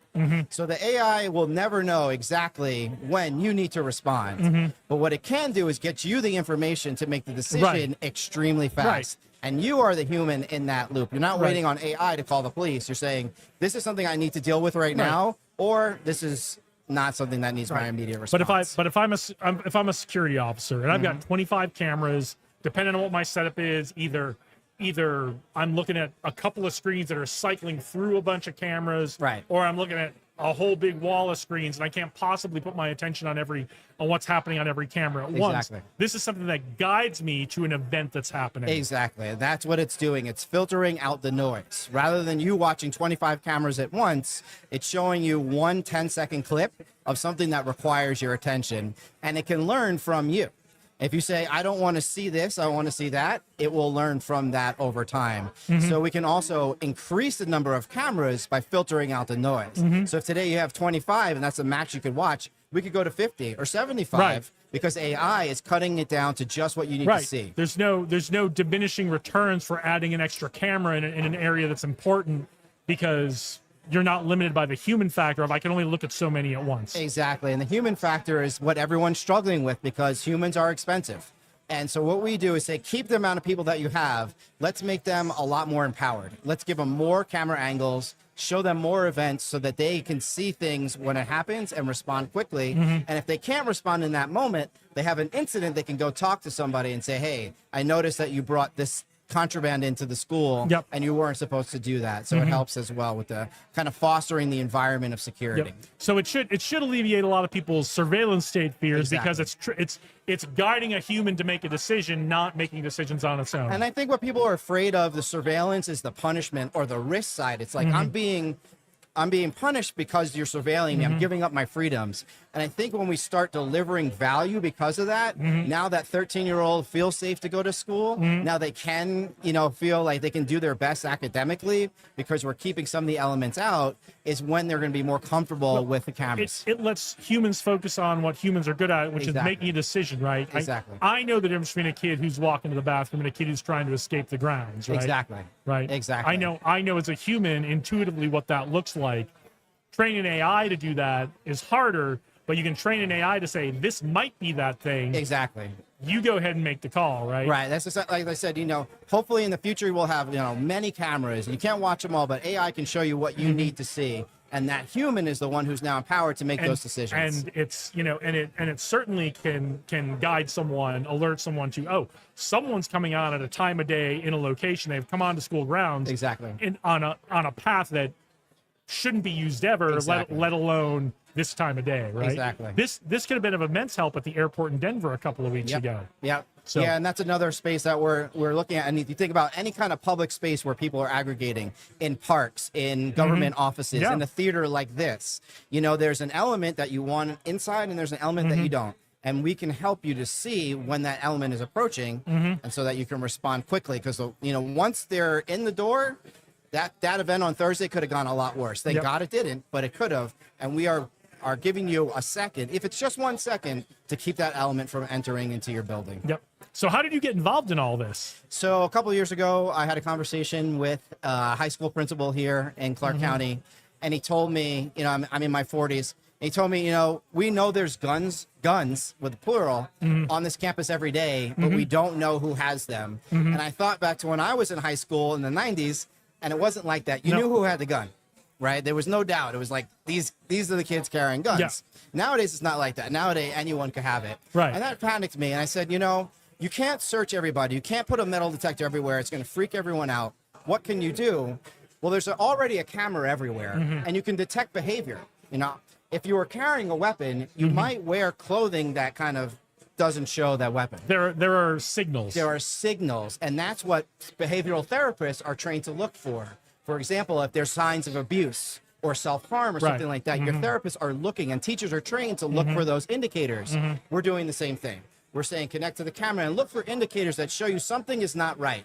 We're not telling you that this person has a gun, but we're telling you that this person is acting suspicious and you might want to have a conversation. Well, and what's with them. fantastic about this is teachers, administrators, security professionals, they are inundated by all these things happening all the time. Correct. And this is something that can just light up a little bit and say, this is something you should be paying attention to, Exactly. right? Because teachers, administrators, security, whoever it is working on a campus, these adults have so many things they've got to pay attention to. Exactly. Right? If you've got 25 kids in a classroom, you've got 25 kids you got to pay attention to every second, and you just can't. It's just like the one guy looking at all the cameras. Yep. You can't be paying attention every second. You can, and we all suffer from notification saturation, right? We have too many alerts on our phone all the time, and that's the beauty of video. There's no notification. You're looking at the image of the event, and you're seeing whether you need to respond or not. It's not just another text notification like, Yep. oh, blah, blah, blah from your app. Yep. It's like, no, this is really valuable. There's like a magic to video. It's like why movies are so powerful on TV. And so seeing it just changes everything. And that is the number one thing that we save is time. Yep. Because rather than seeing all these alerts and all these notifications, you just look at this one thing and you know whether you need to do something or not. Yep. Cool. So, are you in schools already? How is it? We are. Yeah, we're in several schools. We're in Hawaii. We're in Ohio. We're in Texas. We're in Maryland. We're in Nevada as well. And we are just letting the world know that this thing exists. Okay. Runscout.ai is the website. Runscout.ai. Runscout.ai. So it doesn't look like you're hurting for customers. It sounds like you've got a nice pipeline going. We would always like to have more. There's over 14,000 school districts in the United States, tens of thousands of public and private schools. Every single teacher in the elementary level and middle school and high school deals with elopement issues every single day. Yep. It's just kind of like chronic. Always. I mean, system. now you can do something about it. Now you can do something about it. So yeah, we're trying to get the word out. How big is your company? How many people do you have working for you? We're about 5 people right now. Okay. Yeah, it's amazing what you can do with AI and how fast you can build things. And are you a software developer?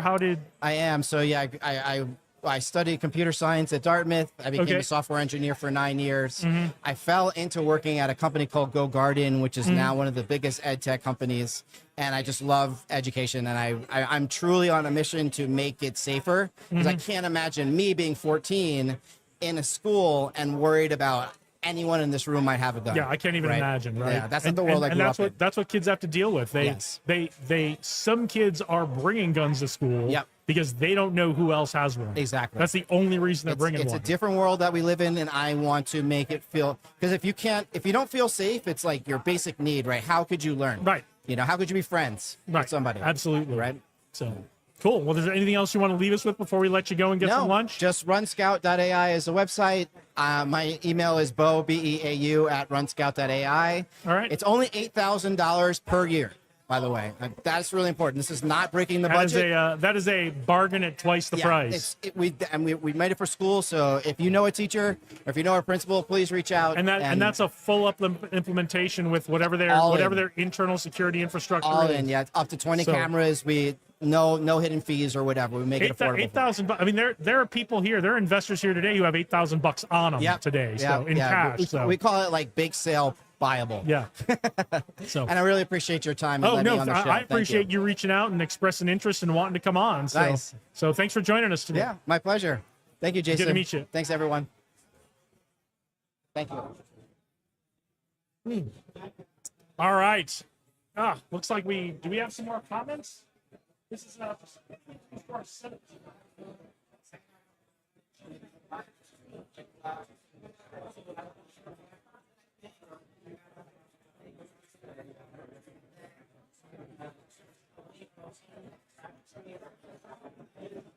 right.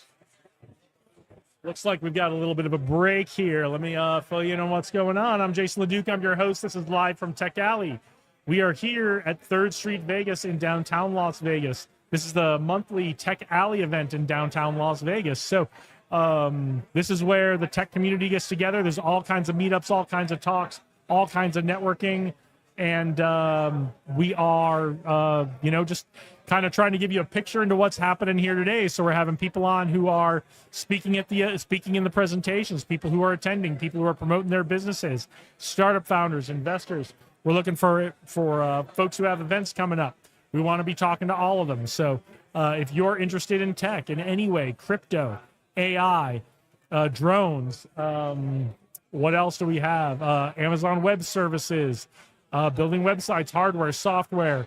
I think I said crypto already. Crypto, blockchain, self-custody. Come on down and see what's going on. Meet the great folks at Tech Alley, and have a good time talking to them and getting to know them. So, but we are here. We're here the third Saturday of every month at 3rd Street, Vegas. It's at the corner of 3rd Street, going that way, and Gas Avenue, going that way, here in Las Vegas.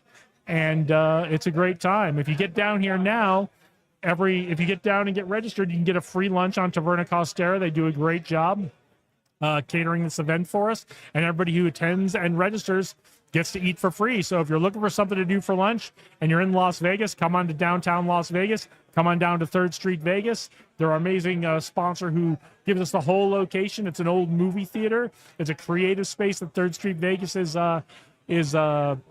renovating and turning into a space for performances, whether those are live performances or films that are being shown or things that are going to be shown digitally out over the internet, whether that's live or recorded. So lots of amazing things going on here at 3rd Street, Vegas. So what can you expect if you come down here? Well, typical day at Tech Alley starts at 10 a.m. And that is with networking. So come on down, have coffee, do networking with people, get to know all the amazing people we've got here. That starts at 10 a.m. every 3rd Saturday of the month. And then the first round of meetup starts at 11 a.m. So get down here at 10, hang out, get to know people. And then at 11, we get into our first round of talks. Today we had Who's Got My Money? That's a perennial favorite. Our good friend Kurt Walker hosts that talk. My glasses are incredibly dirty, so I'm going to take them off. Rachel Gomez hosts Innovation Essentials. She's from UNLV. Timothy May does the Las Vegas AI meetup. So if you're interested in AI, come on down here every 3rd Saturday of the month and attend Timothy's meetup.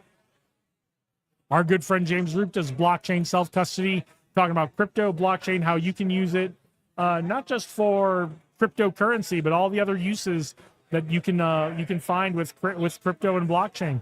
And then Caleb Green, the startup attorney, was here answering questions for people and just kind of helping them out with the legal issues, the legal questions they have with their startups. 12:15 every time we're down here. That's when lunch starts and goes to 1:15. And then the second round of meetup starts at 1:15. So we do that. Sorry, I lost my train of thought. 1:15 every 3rd Saturday of the month. This month we've got Josh Stacy doing demo time. So you can come down and see the hardware, software, apps, whatever it is, whatever people are putting together, want to show people and get feedback on, you can come down and see demo time. If you've got something to demo, come on down and join us for demo time. Adam Englander hosts the Las Vegas Python meetup. So if you're interested in coding in Python, getting to know Python, doing projects in Python with people, come on down for the Las Vegas Python meetup. Maria Cristidi Noble hosts the AWS user group. So if you are an AWS user, if you are trying to learn about AWS, come on down, talk to us about that. Jackson Wright does social marketing in the 115 block. So if you want to learn how to use digital, if you want to learn how to use social, if you want to learn how to use podcasts to grow your business, to bring revenue in for your business, Jackson will help you with that. And then our good friend Mike Wilson hosts the Vegas Crypto Group at 1:15. That goes till about 2:30, 2:45. And then the third round of meetups, we have Sin City Programmers. And that's with Justin Otero and Josh Stacy. And they work on different coding and programming projects. And then increasing revenue without increasing prices. Acacia Thornton comes in and she will help you increase revenue for your business without increasing your prices. So come on down, get to know all those folks. One of the things, I think I mentioned it earlier, I don't think I've mentioned it in a while, is if you can't make it down here, if you're not in Las Vegas today, or you just can't make it down here, all of these talks that I talked about will be on the Tech Alley channel, the Tech Alley YouTube channel. So they record them all. So you can see, if you want to see demo time with Josh Stacy and you can't make it down here, if you want to see what Kurt Walker talked about and Who's Got My Money, you can go to the Tech Alley YouTube channel and see those talks. Now, what we would love is if you're in town and you want to see these, come on down and join us here. Come meet us. Come join us on the live stream. Tell us about what you have going on. But we would absolutely love it if you'd come down here, get to know the people here. They'd love to get to know you. And I'm sure you can find someone to collaborate with on a project. Woo! It's been a day.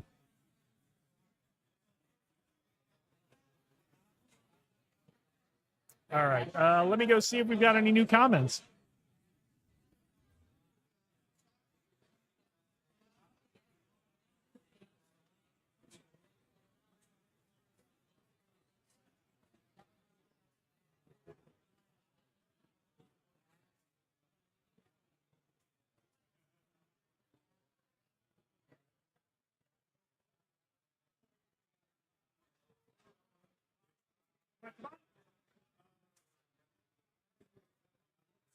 I'm about to leave. Don't record this. Today's my daughter's birthday, Okay. and my wife has been carrying the load all by herself. Okay. This No. birthday. I feel bad. Oh my gosh. Oh What my a day. gosh. Hey, welcome back to Haas Rushdie, host of Hello Henderson and Dead Sprint Radio. Hi. He's kind of my counterpart for the Henderson Tech Alley. Yes, we got the idea from you, and I hope Well, you I got mind- the idea from the internet, so it's not like I'm a visionary. But we followed in your footsteps, and You guys are doing a great job down there. Thank you so Wednesday nights are hard. I wish I could make it down more Yeah, often. I'm yeah. gonna try. I don't think I can make it this month, but I'm gonna try in June. May 27th. Come out. Our show is a little bit different than yours, obviously, because you have such a great presence. But we do a pre-show where we record it. It's a different format. If you've Yes. never been to Tech Alley, it's a different format. It's all in one room. Yes. They do put on a great spread, so get on down for that. And the networking's really great there because it is all in one room. So Yes. everybody kind of mills around the room and goes to different tables and talks to each other. But yeah, they put together. Lorraine puts together a great She program did, every she did. month. So I do want to say one thing. Today's Lorraine's birthday. oh, So happy birthday, Lorraine! I didn't know that. So Yeah. She's a little embarrassed, but I love embarrassing people. So yeah. So so you guys do a pre-show. we do a pre-show with Hello Henderson. So Hello Henderson was my way of getting to know my community that Yep. I moved in last year. So we talked to people like yourself. We haven't connected. You've had a lot of great guests. Yeah. Thank you so much. I appreciate that. We have Fallon. We have Berlin. Yep. During Tech Alley, we had Lorraine, and Lorraine Yep. said, "Why don't you come do this at Tech Alley Henderson?" Yeah. So we do a pre-show where we try to meet everybody that's gonna go on stage and talk, and then we do our wrap-up show, and where we ask everybody how did it go. So and the idea is that we want to encourage people to come down and everything because, like you said, it's a much smaller venue, so it's a lot. It's more intimate and Yes, it's a very different vibe, but it's really, really effective. I think it's a really well done program. Thank you so much. We So- appreciate that. You should the one. I know you can't make it. I'm gonna but try. I mean, I will try. I No. got to look at my schedule because that's like 2 weeks out, It's right? on May 27th. I got a little time to try to figure it out. It's on May 27th from 5 to 8 p.m.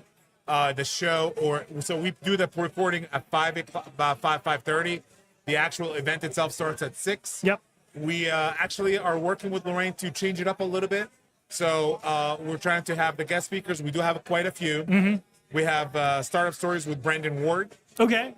We have And Startup Stories is really great. I think Startup Stories is my favorite part of yes. Henderson Tech Alley. It's not like a talk. It's like a fireside chat Yes. with a founder or a small business owner or something Yep. to talk about just like back and forth like this. Yes. But on stage with 2 chairs. Yeah, and what's really cool about it is that for those who want to start up, who are just starting up, who have some thoughts or doubts, you can see and connect with those people on stage and say, "Oh, look, they did it. I Yeah. can do it."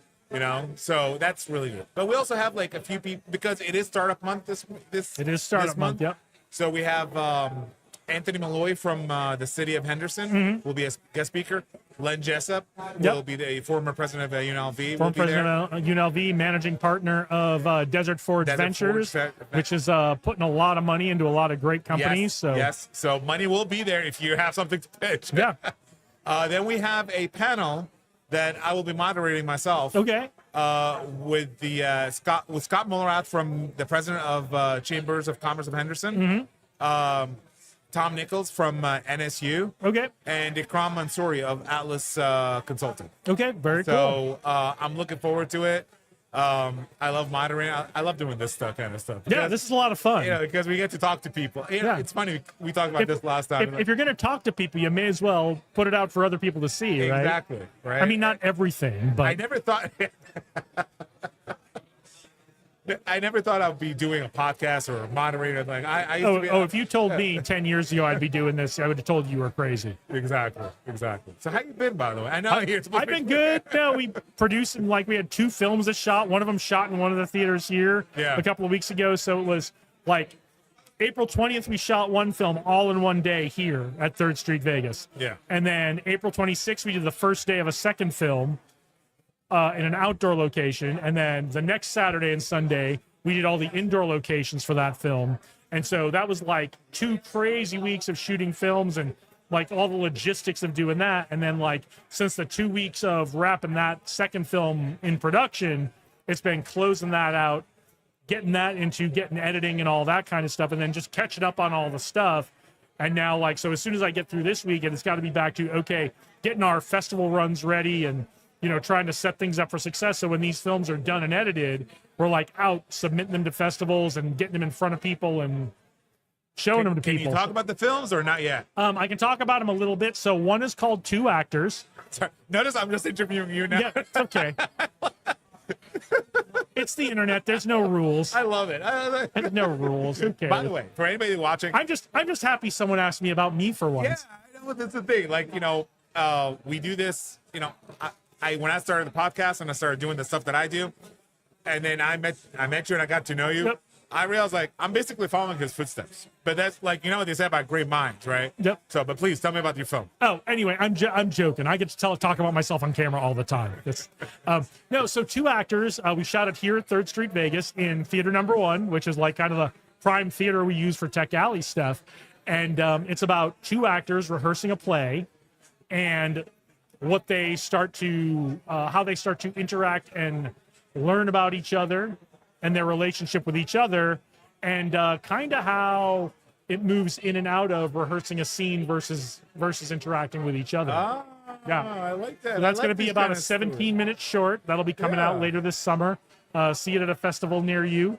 And then the second one is called I Think She's Dead, and it's about 2 homeless people who come across a dead woman and get to experience life in a very different way than they're used to experiencing after they have this experience, and what they get to know about each other and their relationship with each other over that day. Is this something that you've always wanted to do, or you just kind of Nope. fell into it? No, like everything, it's just something I fell into it. Now, last summer, I was taking some acting classes to try to improve my on-camera presence, and I got connected with a group of people who are creatives, they are writers, they are directors, they are actors as well.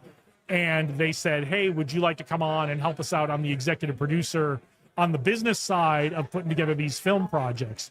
So that's how I got involved in these. So my job is very much more the business side and the strategic side of these projects, while they do the creative work and the day-to-day work. So I came from New York. You know my story, right? Yep. I lived in New York and Jersey as a child. I do. I don't know if they do, but I lived in New York and New Jersey as a child. My family, I'm originally from Egypt. Literally half my family in Egypt are like actors, singers, performers. My brothers are both actors, theater actors, and whatnot. I lived in California. I have some friends. Our friend Jonathan Sterrett, he's an actor. yeah, he's around here somewhere he's around today. here, trust me. Yeah, we He's gotta get him over here and get caught up with him. Absolutely. Because honestly, the last conversation I had with him, other than hello, was sitting in that chair when we were doing these behind the window last time. And, you know, I feel like I've lived, my brothers now live in Atlanta. So Atlanta almost has like the entertainment hub for the South. We obviously know California, right? New York is what it is. I feel like Vegas has an opportunity to become like the next entertainment hub. There's a lot of, do you feel like that's coming, or do you feel like it's not happening? I do, and I feel like the opportunity is there, and I think much like our tech community here, it's an opportunity we have to seize. No one's just going to hand it to us. I know we've had stuff in the legislature about tax abatements and tax incentives for big productions to come here. That may or may not happen in the future. I know they're going to continue trying. Mark Wahlberg says, "Look, it's a when thing, not an if thing. That's going to happen." The UNLV project out of Blackfire is going to go forward. The UNLV Studios or whatever, I forget what they're calling that. That they're still talking about bringing that forward. Oh, yeah, UNLV. They have something called gosh, It's escaping me. Yeah, I can't remember it. I literally could look on my phone and I will not. It's like Battleborn. I forget what they're calling it. Probably, Rebel Production. Probably something with Rebel. That's what I would expect. Rebel Production, yes. Rebel Production. But yeah, which I think is a great thing because it's going to build the studio. It's going to build the physical infrastructure. Where I think the opportunity is, much like our tech and startup community, is we need to build the people who know how to do these jobs. Right. We need to build the wardrobe people, the makeup people, the light, the sound, and we have people who do that in our community and it here. Creates opportunities. And it creates opportunities. And so what we need to do is we need to build more of them. Yeah. And especially on the producer side of things, we need to build more people who know how to produce films so that we can put together these projects. That way, when Hollywood does come back, when those tax incentives are in place, when the studio is built, instead of a bunch of people from LA coming here temporarily or moving here to fill those jobs, we say, guys, we've got a bunch of people who know what they're doing and are ready to fill these jobs. Are you hearing this, Hollywood? We got the people. So we can make it work. So we just need to build a lot more people, build the number of people in the industry, and give them opportunities to do, paid full-time work. Yeah. So that we have this critical mass of people when the big production comes, they can say, one of the advantages to doing in Las Vegas is we don't need to travel a bunch of people from somewhere else. Absolutely. We've got agree, the people 100%. are there. I understand if you bring a few that are experts to teach the locals how to do it. And that I think that's okay. That's normal. We've got a lot of great local filmmakers and a lot of great local talent. Yeah. The folks that I worked with on these last two productions blew me away at how good they were at their jobs. Yeah. And they live here in Vegas. Yes. And so it's just a matter of getting them more opportunities so that can be their full-time job, and then bringing that professionalism to people who know how to direct and produce and lead these teams as well. Absolutely. And I really think, again, Lake Vegas, Henderson, this whole valley is full of so much talent, right? And they just need the right opportunity, the right direction. People like you are leading the way, obviously. With everything that you do, not just from the film industry, but also your leadership courses and stuff like that. We need to take the opportunities and make the opportunities for ourselves. We can't wait for someone to come save us. I just posted something a couple of weeks ago. I said, no one's going to hand you anything. Right. No one's coming to save you. Radio. Yeah. No one's coming to save you. It was one of those cathartic episodes where I just talked about, because sometimes I feel like, oh man, things are coming to you can't feel sorry for yourself. You have to just go do something. And I've been involved in this in the tech community here for 11 years now. I like how we looked at his watch. One of the crazy things about it is everyone wants someone to come and save them. Come in and do your thing here in Las Vegas. Right. And then every so often you find someone who's like, hey, we're interested in expanding to Vegas. We'd like to come in and do some stuff. And then the same people who are saying, come in and save us, say, but that's not how we do things in Vegas. Don't do it that way. So then they go, okay, well, we'll go somewhere else. Yeah. You're making it difficult for us. So the real answer to me is build the skill, the talent, and the professionalism that people from elsewhere say, oh, you guys are doing great stuff. We want to come work with you. Yeah, and this full circle now goes back to what I do outside of podcasting and everything, the agile stuff that I do. When I go teach people or I go consult people, I love when people tell me well, that's the way we've always done it. Has it worked for you? Is this why you hired me? Why am I here? Why am I here? Right? And I don't have a problem with people personalizing stuff, customizing stuff, but be good at it first before you customize it. Meaning, if you're going to dictate to others, this is how we're going to do filming, or this is how we're going to implement backlog refinement, great. Understand how it works first, be an expert at it, and then customize it to fit your needs. And there are best practices. That's what Agile is all about. Exactly. It's all best practices, right? So if you're working with someone and you come in and you start talking about Agile, whatever aspect of Agile you're talking Right. about. And they go, yeah, but we do it this way. But you're always delivering late, and it never works right. And your talent is like a revolving door. It might, and your talent is a revolving door, which is a real clear sign something needs to change. Even if you're getting stuff on time, Yes. and it's right, and your talent is a revolving door, that's a real clear sign something needs to change. Right. If you're having enough problems, you brought someone in to help. Look, I was in the Air Force for 20 years. Sometimes you draw a line in the sand, right? Yep. Sometimes you go, no, we have to do it this way because of ethics, because of integrity, because of we don't want to be brought up on war crimes trials, right? Sometimes you have to do that, but the rest of the time you go, oh, well, we haven't been on time and we haven't been on target. Maybe we need to try. Maybe the way we've always been doing it isn't the way to do it. Yeah, no, I agree 100%. But the first thing, I use a lot of AI to do research, and the first thing, because I just talked to Big Game about developing the people and developing the professionalism, and the whenever I'm researching something, whether it's about tech or film, I'm always asking, what are the best practices, right? I'm a new executive producer. Right. What are the best practices in the Hollywood film industry, in the Hollywood TV industry? What are companies like Neon and A24 doing? How do they do it the same as Hollywood? How do they do it different from Hollywood? And you're going to do a couple of things Right. wrong.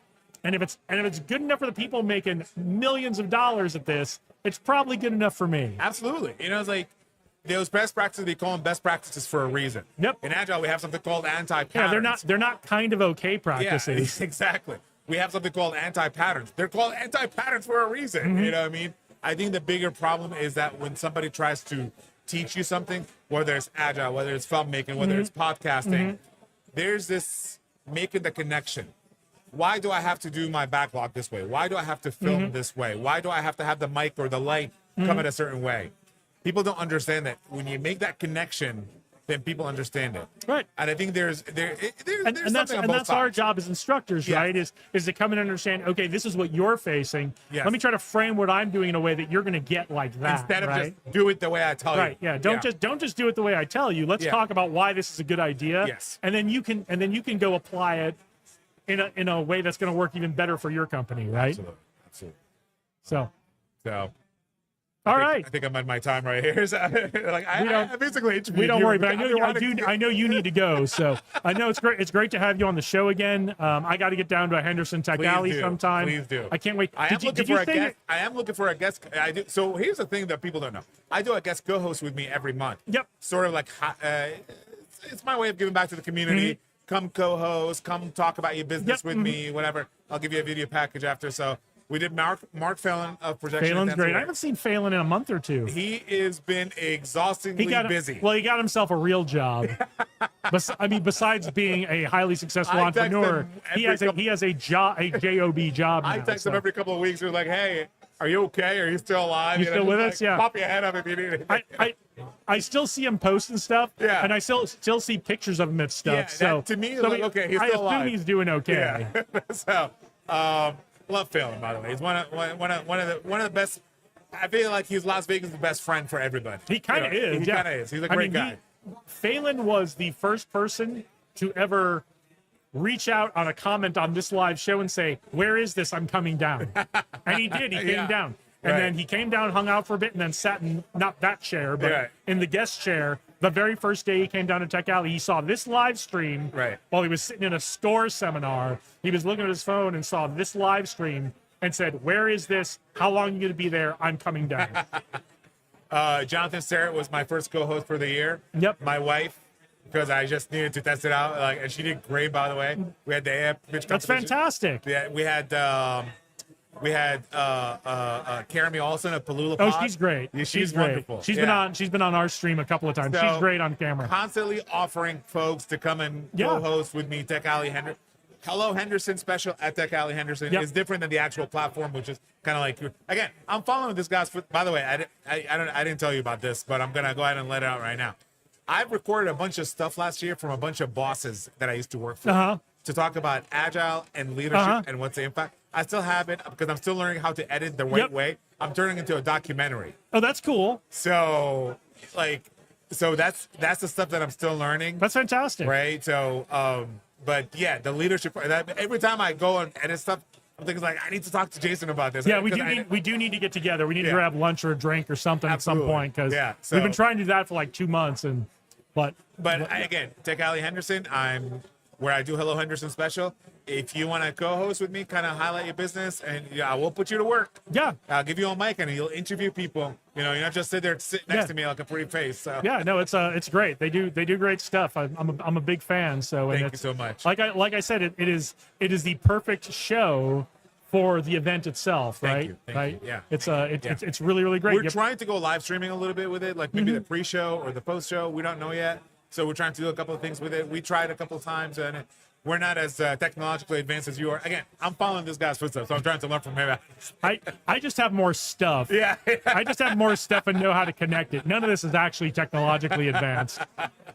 But I'm gonna get out of here. I feel like there's. I think there's someone who wants to join us, and if you see Jonathan, I would love to. Absolutely, I'm gonna point him my way. by. I'd love to have him come on as well. All right, good to see you, my friend. Thank you so much. I'll see you soon. I'll try to make Thank it you, down everyone. in a couple weeks. So. Absolutely. Hey. All right. Did you want to come on?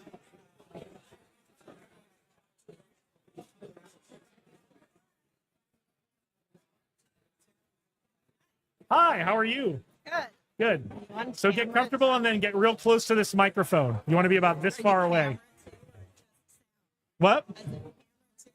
Oh yeah, it's camera. So yeah, look at that camera and tell everybody who you are and why you're here and what you have going on. Well, the biggest reason that I'm here is because Kurt Walker invited me. Okay. I live in St. George, Utah. All right. And I'm associated with the 1 Million Cups there. I am a coach there. Okay, cool. And Kurt Walker wanted us to come down and kind of take a look at what Tech Alley is. Okay. Because we're thinking about bringing Tech Alley to St. George, so expanding. And bringing it down there. Another win for Tech Alley. I know. Yeah. I know it's not a done deal yet, but I'm counting it. Yeah, so the biggest thing is my association here is with 1 Million Cups. Okay. Because we've been trying to bring 1 million cups back here for not me personally, but a group of people have been trying to bring 1 million cups back here. We in St. George are trying to figure out how we can help support that too, bringing 1 million That'd be cups back down here fantastic. to Vegas. That'd be fantastic. Did you get to meet Dave Berlin while you were here today? Okay, No. we'll need to get you guys connected because Awesome. I don't know if he's still trying to do it, but he was one of the folks about 6 months ago trying to re-energize that here. Cool. Yeah, Kurt Walker brought both me and Crystal Matulovic down here. Crystal and I are both with 1 Million Cups. Okay. She's with another company where she connects people to employees out of Brazil for lower cost and things like that. Yeah, we're gonna get her on to talk about that in just a second. So. And I am a founder of a nonprofit organization in St. George, so I kind of have my own thing I'm doing. She has her own thing we're doing, Nice. but we're here on behalf of 1 Million Cups. Fantastic. Well, I love St. George. Yeah, St. George is great. It's much cooler there, even in the summer, and Not much. and enough to make it worthwhile to get out of here. Well, and it's more green there. Yeah. We like to call Vegas Concrete City. Yeah, it kind of is. I mean, I've been coming to Vegas long enough to remember when there were actually gaps between Henderson and Las Vegas and North Las Vegas, and 30 years ago, you know, there were actually stretches where you were actually between the towns. Yeah, that's So- cool.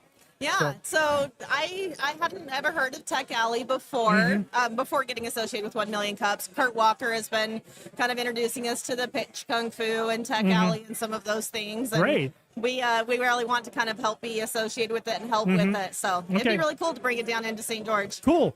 Give us a little bit of an idea, because I'm a little familiar with 1 Million Cups. I've never actually been, just a little familiar because I know people have wanted to get it going back here again. Tell everybody what 1 Million Cups is and how it works and all that kind of thing. So 1 Million Cups was founded by the Kauffman Foundation, and it's a support system for entrepreneurs that are kind of trying to help get started in their business. And it's for anybody that has had their business up and going for 5 years or less, either trying to get started or really trying to kind of acquire more customers. And unlike the tech pitches or tech startups, it's open to entrepreneurs of all types.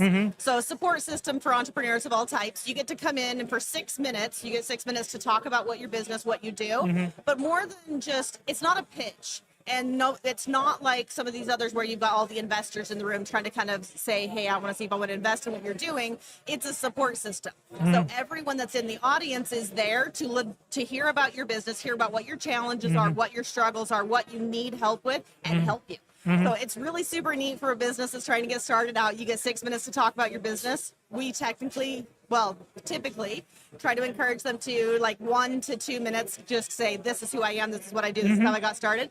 And then spend more of the time saying, this is my pain points, these are my struggles, this is what I'm having a hard time with, this is what I can't find, this is where I need help. And then you've got some big people in the room, the Washington County Economic Developers, the 5-County Association of Governments, like such some big people in the room. Yeah, and so it's not just new entrepreneurs who attend. Yeah. Yeah, and no. Most of the people in the audience are not new entrepreneurs. They're very seasoned. They're there as hey, I've been an entrepreneur for 35 years. I have a lot of experience in this, and I want to give my education to somebody for free. I want to take what I have of value, which is everything I've learned, and give it to you to help you out. So you've got a whole room full of very educated, a lot of knowledge people, a lot of deep connections in the community to say, what can we do to help you? So it's the polar opposite of, like, usually the networking groups and stuff like that. You're just in there saying, get your 30 seconds to say, this is who I am, this is what I do. And everyone's trying to sell to everybody. There, it's the opposite. The audience is trying to give everything to the presenter. It's really cool. Let's just pause for 1 second and see. Oh, they're going to do the raffle. So they're doing last call for raffle tickets. How often do you guys meet? How many people typically attend? I think our last meeting we had like 30 something. We hit almost 40. That was been our biggest. I would say we usually have more like 25, 30. We're trying to get it kind of to the 50 in the audience every single time. It's pretty good for a town the size of St. George, though, well, right? And the fact that we just got started too. We just barely started in January. Oh, you guys just started this year. Yeah. So that's And fantastic. That's fantastic. Yeah, we're getting consistent turnouts of 30 big people in the room every time. That's fantastic. So I think we're doing it's every week? pretty good start. Yeah, every Wednesday morning. Okay. At 9 a.m. All right. And we meet at the Zions Bank in downtown St. George, off St. George Boulevard. Every once in a while, that building has a conflict in schedule, and we'll switch over to the Washington County Administration building. Okay. But we're almost always at Zions Bank. Yeah, get over to St. George. So they've got a cute little downtown there. Yeah, So it's a lot of fun there. So. And then, yeah, like I said, my role there is just I'm a coach. So when the presenters apply, then they get to deal with me and be saying, hey, this is how you do it. This is how this works. What can we do to help you to kind of get your presentation ready and get started? All right. And it fits really nicely in my role. Like I said, I'm a founder of a nonprofit organization there. And my whole thing is just, what can I do to help people? I think there's enough toe stepping in the nonprofit world, enough competition, enough duplication of efforts. And I try to not only do that, but to counter against it. I founded the Nonprofit Roundtable. We bring on all the nonprofit organizations together in one room. We try to work together. Tell us what your problems are. What can we do to help each other? What can we do to work together as a team?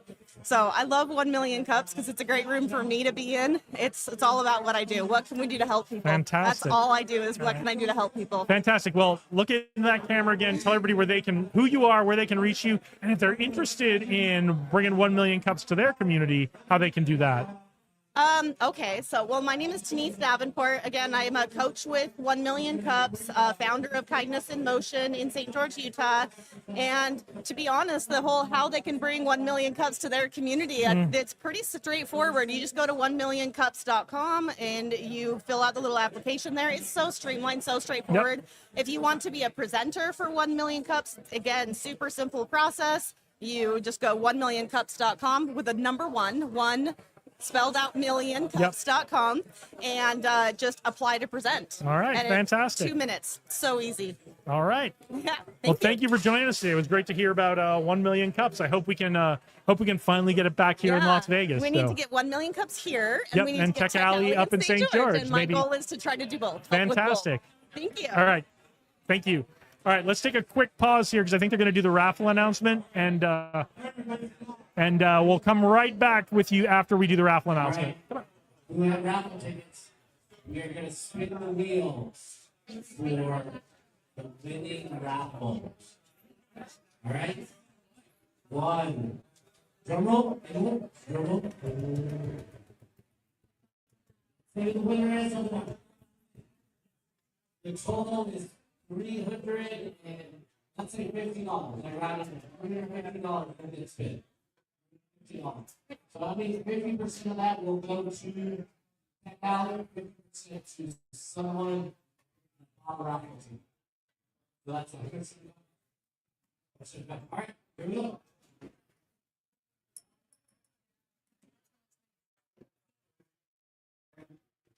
And it's spinning, spinning, spinning. Who is the lucky person? Crystal. Crystal. Thank you for everyone who purchased raffle. Crystal. Payment $350, 175 goes to Crystal, 175 goes to take out. The Crystal is going for 115 seconds.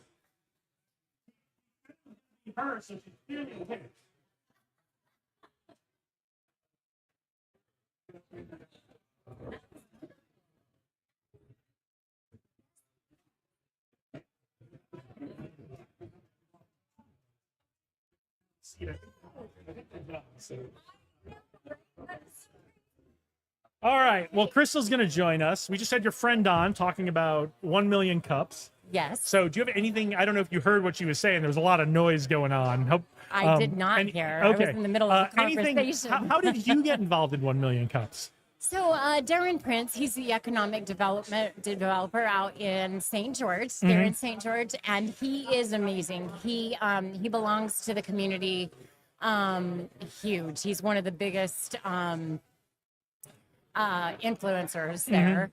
And he just got me involved, and I am huge in the community as well. I sit on the committee of Women in Business, 1 Million Cups.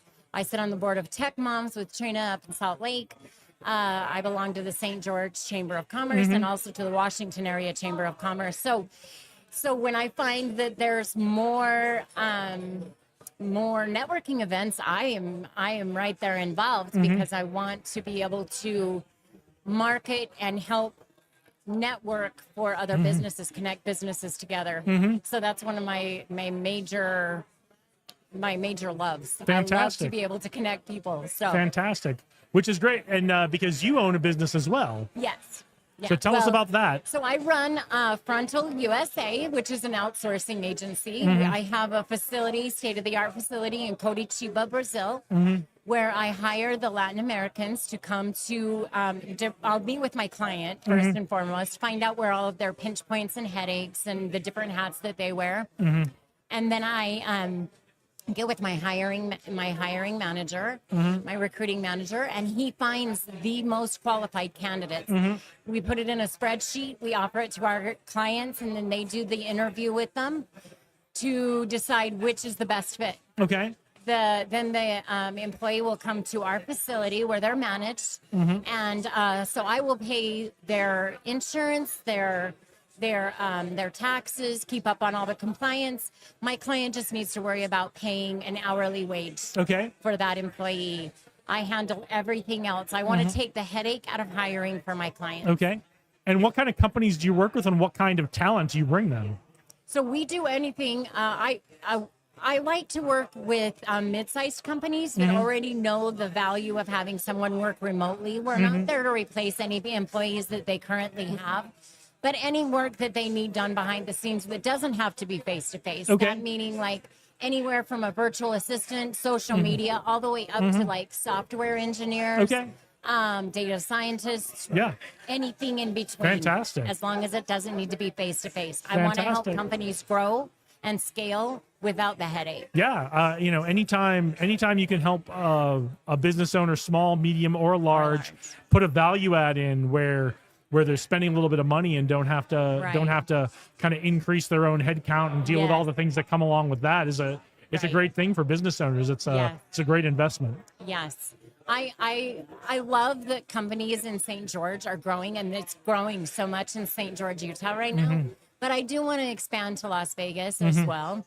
Do you mostly work with companies in St. George? As of right now, but that's why I'm here in Las Vegas, because I do want to expand my business, our business here to Las Vegas and also St. George and even surrounding areas. Yeah, that's. I think the time is right. So we're based out of New Jersey. That's where our corporate office is in New Jersey.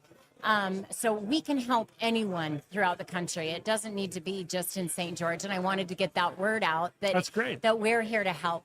That's great. So this is your first time at Tech Alley. Yes, it is. I know. My very first Kurt time. brought you guys down to kind of experience Tech Alley because Yes. there's a possibility of expanding up to St. George. I get this is news to me today. So Yeah. so if Yeah, you're it's getting this for fun. the first time, it's breaking news. It's fun. Yes. So what do you think of Tech Alley? I love it. I do. I love it. It's very informational. It's very informative, and lots of business can be passed through here, and it is Yeah. amazing. I know that a lot of entrepreneurs, they're not sure exactly where to go, how to do it, about AI, about the things that are going to help them grow, and Tech Alley is like beneficial for the Yeah. entrepreneur and even for businesses that are huge. I mean, there's so much potential to help each other. Yeah, So, businesses connect with each other here. People Yes. connect to collaborate with each other on tech and creative projects. Businesses have formed out of the relationship that people who have met here at Tech Alley have Yeah. done. New businesses have formed because two people decided to show up to Tech Alley on the same day, got to know each other, saw commonalities between what they wanted to do, and they created a business around it. right. And some people would say there's no such thing as coincidence, right? Mm-hmm. Everything happens for a reason. It's all strategic. Mm-hmm. It's all big. And there's a reason that I'm here today. So I'm excited, Jason. I'm really Great. excited to meet the people here and to expand my business and just let the people know, knowledge is power. Mm-hmm. And the more that people know, the more that they can grow. And I'm just here for the ride. I'm right. here for the whole process. All right, For sure. fantastic. So, all right, well, tell everybody who you are, how they can reach you if they want to reach out to you and see if your business can help them. Sure, absolutely. Please go to our website. It's frontalusa.com. My name is Crystal Matulovich. I live in St. George.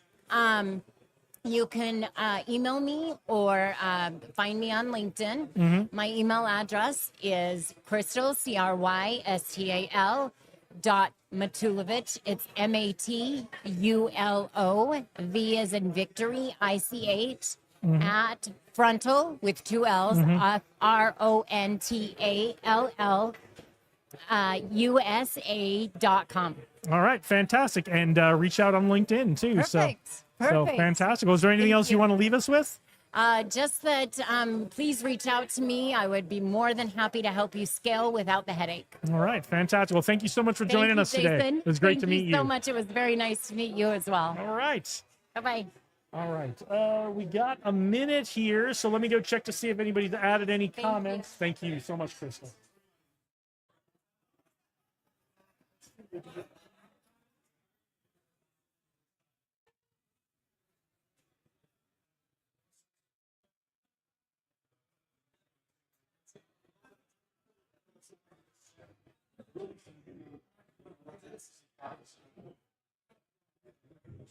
All right. Well, it doesn't look like we've got any new comments over there. I gotta figure something out with this because the comments sit. We had a comment. It looked like it started. Jessica, apologies for taking so long to get to your comment, but the computer's way over there, and I don't always have a chance to go check it out when I'm talking to people. Gonna have to figure something out, like put a monitor here or something that lets me know if we've got comments or something like that. Gonna have to figure that out. But yeah, so it is 1:13. That means the second round of talks at Tech Alley is getting ready to start for today. So to give you a quick rundown of what is happening here, if you're just joining us, we are live from Tech Alley. Tech Alley is the largest single tech meetup here in Las Vegas. It happens every third Saturday of the month at 3rd Street Vegas in downtown Las Vegas. So we're at the corner of 3rd Street and Gas Avenue, which is right behind me here in downtown Las Vegas. Beautiful 3rd Street facility, creative space. Used to be an old movie theater. They're building it into a place where people can come in and do live performances that can get streamed on the internet, or other kinds of art projects. As I was talking about with our good friend Haas earlier, we shot a short film in here a couple of weeks ago in one of the theaters. So it's an amazing space. They're really helping to build our creative art and film community here in Las Vegas.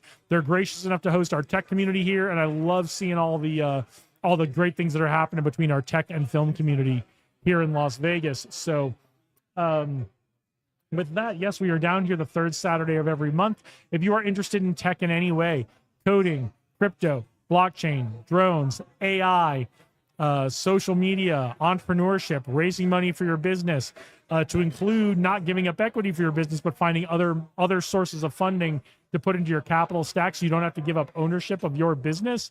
Come on down. We're talking about all that stuff here. AWS, Python, demo time. Come see the hardware and software projects people are working on and demoing to get feedback from people. So many great things going on here. And so we're getting ready to go into the second round of talks. So a typical Tech Alley Saturday starts at 10 a.m. with networking. People come down, they have coffee, they get to know each other. We do announcements, we tell everyone what the schedule is. Then we get into that first round of talks at 11 a.m. Lunch is at 12:15. If you come down, not today because lunch is over, but if you come down for a Tech Alley, you come down and join us and you register for Tech Alley, you get a free lunch from Taverna Costera. So you can come down, get a free lunch. Come join us the third Saturday every month. The lunch is always delicious. So come down, meet people, see some talks, have lunch, hang out. So to get into what we have going on for the second round of talks. Second round of talks starts at 1:15, and we are getting into that demo time I mentioned. That's starting right now with our good friend Josh Stacy. That Python meetup I mentioned, that's starting right now with Adam Englander. Maria Christine Noble's AWS user group is starting right now. Jackson Wright's social networking meetup is starting right now. So if you're interested in how you can use social media, how you can use podcasting, how you can use YouTube, how you can use all of these internet digital media things that are out there to generate revenue for your business, to build your business, Jackson will help you out with that. Come on down to that meetup. And then our good friend Mike Wilson from Vegas Crypto Group is doing the Vegas Crypto Group meetup right now. Then that'll go for about an hour 15, an hour and a half. And then at 2:45, the third round of meetups for the day will start. That'll be Sin City Programmers with Joshua Otero and Josh Stacy. And then Acacia Thornton hosts Increasing Revenue Without Increasing Prices. That's a relatively new meetup. I think it started last month, but she's back again doing it, and she's there to help you increase revenue for your business without raising your prices. So come on down. That's the program for today. It'll wrap up about 4 o'clock. We'd love to see you come down here. If you're interested in any of these things that we're talking about, or interested in meeting any of the great presenters, or people who are just attending here at Tech Alley, come on down, join us. We're at the corner of 3rd Street and Gas Avenue in Las Vegas. 3rd Street Vegas is the place. Come on down. We'd love to see you. We'd love to meet you. We'd love to have you sit in this chair and tell us about your business, your event, everything you have going on. So I am going to get a glass of water if I can find one, because I've been doing a lot of talking, and I will check in with you in just a couple of minutes.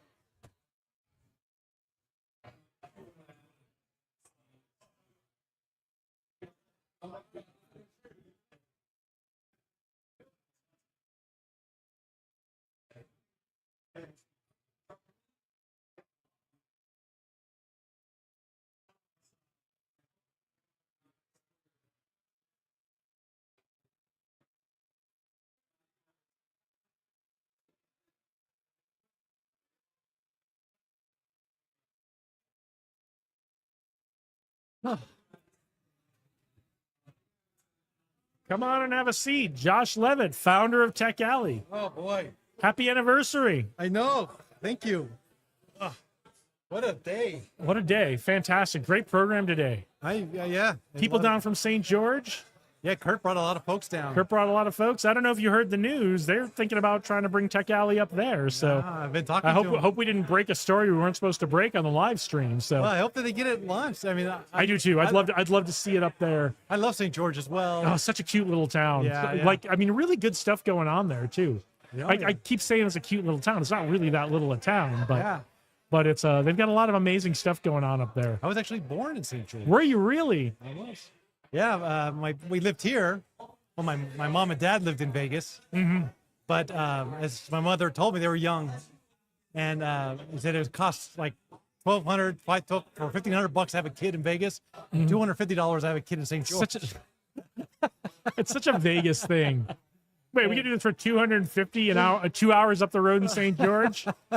So we'll be back. We're gonna go up there for the weekend. So my dad's from Mesquite. Uh-huh. And so my mother's due date cap was coming near. They drove her up to Mesquite, and then when she went to labor, they Just hung out up there they until hopped she the went border to to Utah to St. George, and That's where I was born. Dropped $250 worth of casino chips on the table and said, "We'll take the whole package." That's right. That's right. So yeah, I'm one of those like It was they hopped the back border. in the days when people did pay for stuff and casino chips in town. They hopped the border for me to be born in St. George. That's fantastic. Well, we still consider you a born and raised Las Vegas. Well, I do so. too. People ask you born and raised. Say, yeah, it's only There's only like 4 of you, so it's only a few days that I was in Utah, but yeah. So, how do you feel about 5 years of Tech Alley? Goes by so fast.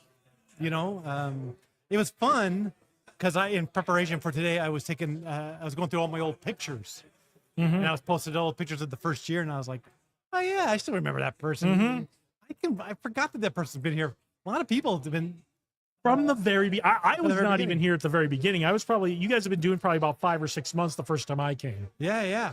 And it's really cool because I was like, oh yeah, they were here since the very beginning. Yeah. There are people here today who were here at the very first one. Yeah. And even Mo Dennis came by. And I forgot that he's been around for right around the very beginning. So it was really cool. I'm glad that Tech Alley's had its longevity with keeping the same folks keep coming over and finding value. It's working. I try to give you credit whenever I can when people talk about the good things that are happening in town, because prior to 2021, I know I had a lot of frustration of we got to get people to show up to stuff. We got to get people to get together to start saying, hey, we could work on something together. Hey, we were talking with some of the ladies from St. George about businesses have started because people met here at Tech Alley and started businesses, you included. So, me included, yeah. Yeah. So, I mean, I fully credit Tech Alley with getting that community flywheel turning here post-COVID in 2021, and people saying, oh yeah, there's good stuff going on here. There's other good people. I want to get to know them. I want to spend time with them. I want to find people to collaborate with and see what we can go do together. That's cool. And I look at the other trailblazers, right? The group that did the jelly back in 2010, 11. I always just say, what Tony Shea and those guys were doing, Tech Alley is just a continuation of it. Yeah. It's all in that spirit. And it's all in the spirit of what's great about Silicon Valley. Yeah. And, I talked to him when we were first putting this together. I never went to the jelly, honestly. No, I wasn't living here at the time. I wasn't part of that whole tech scene that Tony Shea was putting together. So it was news to me, but talking to him and hearing what worked, what didn't work, and said, all right, well, let's base the things off the lessons they learned. Just like, it's like what you do here at Tech Alley. You talk to folks and say, hey, I'm thinking about this idea and this yada, and they go, try this route because this is how I learned it. There's people passing on information. It's really, I think, kept Tech Alley's longevity, and I think we still got a few more years into this. And I think we got a lot of years into this as long as you or other good folks want to keep doing it, and it's getting attention. Oh yeah. This week for the Leader's Mindset, I recorded it yesterday. It'll be out next Thursday. An investment banker from New York City saw one of our one of the clips from the Monday show with one of the interview clips from here. This was maybe a month ago. He saw this. And he reached out and said, I love what you are doing in your community with the Vegas startup scene in Tech Alley. I want to be on your show. Yeah. Oh, awesome. So, man. and investment bankers in New York City are getting the word about Tech Alley, and they love what they're seeing, and they love. He and I talked quite a bit on the interview about that spirit that Silicon Valley has of people show up to each other's stuff. They have coffee together. They run into each other at the coffee shops. They run into each other at the bars. Yeah. They have a social experience in addition to the really hard work that they do in Silicon Valley. And we talked a lot about if you can ecosystems that capture that spirit are the ones that tend to be accelerating right now. And I've been thinking about it. So Zach, partner, your partner in Intagli. So he moved to Silicon Valley. Oh, he did. Yeah. He left Intagli and he works up there now. What's he doing up there? He started his own company. Okay. And he's working for it's a really high profile entrepreneur. Oh, fantastic! I had no idea. Things, and so I'm always like, I had no idea. Yeah, come back home for a weekend. And... Yeah. I'm really excited for him. But he told me this. He goes, the culture here is so different. Yeah. And no, you know me. I always say I don't want to become the next Silicon Valley. I want Vegas. I want Silicon Valley to want to be the next Vegas. Yeah. Right. But, yeah, absolutely. But he tells me, he goes, what's different there is that after 5 o'clock, if you want to talk an idea with somebody, you say, "Hey, let's go meet up," and they go, Yep. "Of course, let's go meet up for dinner," and I'm bringing my family. Yeah. It's like inbred into their culture. It's just that You it's work, just, there's it's work just time. that spirit of this is a cool person doing a cool thing. Yeah. Let's all you should get to know this person. Let's all go do something together. Yeah. People go have drinks after work. These guys talk new Yeah. ideas. Yeah. And I think that's cool, but I think we need I'd love to see us find a place and turn that into something exactly like that. Something beyond just once a month at Tech Alley. Yeah. But we're, folks are actually getting together, sharing ideas, and next thing you know, I'm trying to find the time. I'm trying to get myself all organized. I'm automating a lot of stuff with AI agents. I'm trying to find time. I used to do like a once a week, just happy hour meetup. Pick a place. We'll just hang out, talk about whatever comes out of it. Yeah. And I'm trying to get myself in a position where I can go like, okay, every Wednesday at 4 p.m. I'm going to be somewhere. Yeah. And if you want to come hang out, come hang out. If you don't want to come hang out, I'm going to have a great time by myself. So, and that's what in the book, Startup Communities by Brad Feld, he did that. Yep. And I've been trying to do it. And I know, it's weird. It's a big commitment in some ways, but it is. It really helps if you have a number of people who are interested in, that's a fun idea. Yeah. I'll host it one week. I'll pick the place. I'll say I'm going to be the one going. And that's what Brad Feld did. He said, Yep. so many people wanted to meet him.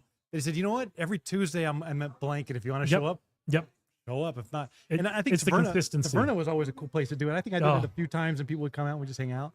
Kurt. I've had straight up meetings at Taverna. It's great. Yeah. But let's talk about doing that again. I mean, who am I? People that want to hang out with me, I just talk and ramble, but people that, that really have some good knowledge to share. I think we could probably set that up. Yeah, you and I can sit at one table and talk and ramble about nonsense, and other people who are actually contributing can like figure out like, oh, cool, like let's go do a cool thing together. Yeah, you want to know the history of me? Come over. Yeah. I'm an open book. But if you actually want to learn business, you can find some folks that know what they're doing. Well, and we've got them, and they're here today. So I learned so much. Every time I come here, every time I do a Tech Alley, I learn something. And like I said, Tech Alley I created so I can hang out with all the cool people in the community. And it's working because they're all here. Yeah. Actually, I don't know if you saw that the news was here. I saw somebody with like a big cool camera, not like my camera, like walking around. Yeah, so they interviewed me and a few other folks, and they were here because there was just an article in the RJ, and it was talking about how Vegas tech jobs is skyrocketing. Yes, that is actually I think is my lead item for the Monday show of how tech jobs in Vegas are growing faster than any city, at least in America and possibly the world. Interesting. And wages for tech jobs are far eclipsing the rate of growth in wages in other careers here in Vegas. Yeah, I saw the article and I grabbed the PDF. I didn't read it. Yeah, it's a great article. I just don't remember all the numbers. Yeah, but years ago, when probably 2016, I was working with, not officially, but talking to the governor's office of economic development, and they pulled out the old figures and they said, look how far, I forgot the term they used, but how far below the national average that Nevada is with tech jobs. Yep, they're trying to turn us into a tech thing. I'm going to go look up the current figures of that report and see. Yeah, I think you'd be amazed because the average I think it's the average tech salary is about $90,000 here for a tech job. That's the average. Yeah. So yeah, some folks are a little lower, but some folks are getting a lot more than that. $90,000. Yeah, I think it was 90, and then the pace of tech jobs increasing is just blowing up here. I remember when I made my first $100,000 in tech. I thought I was like the man. Rockefeller. Yeah. There's these little knees in the curve when you're like, oh, I remember the first really big wire transfer I got from a client. And I was like, oh, wow. Yeah. Oh, that is more money that has ever hit my account at once than I've ever seen. I wonder how far $100,000 goes nowadays. Huh. Because I remember the first time I made $100,000, I thought I was like richest man in the world. Yeah. It's like when you get your first. It certainly feels like it. Gigabyte, hard drive. You're like, I'll never get another hard drive again. This is it. I'll never need one. Then Napster comes around. No, I remember my very first like full month's paycheck in the Air Force, and like if you had added up all the money I had made from summer jobs in high school and college, it was still less than what I got paid as a brand new second lieutenant my first full month in the Air Force. Really? Yeah. Wow. It was, and it wasn't that much money. It was, I mean, compared to, I mean, never mind compared to today, it was still, we weren't getting paid a lot in the Air Force back in the 90s. So, Yeah. so, but it was like, I think that's the highest balance my bank account has ever seen from one payment. Yeah. Yeah, I'll have to read that report. I'm interested. It's definitely worth a read. And I am going to look up the old Governor's Office of Economic Development, because every year they're supposed to do a report on where we stand. And if we're above the average or whatever that we are, yeah, I'm going to go give the guy who was running that game, guy's name was Bob, give him a call and congratulate him, because I know they put a lot of big effort into it. Yeah. No, there's a lot of great stuff going on. Governor's Office of Economic Development, LVGEA, LVCVA, and the things they do to bring like events and big things to town.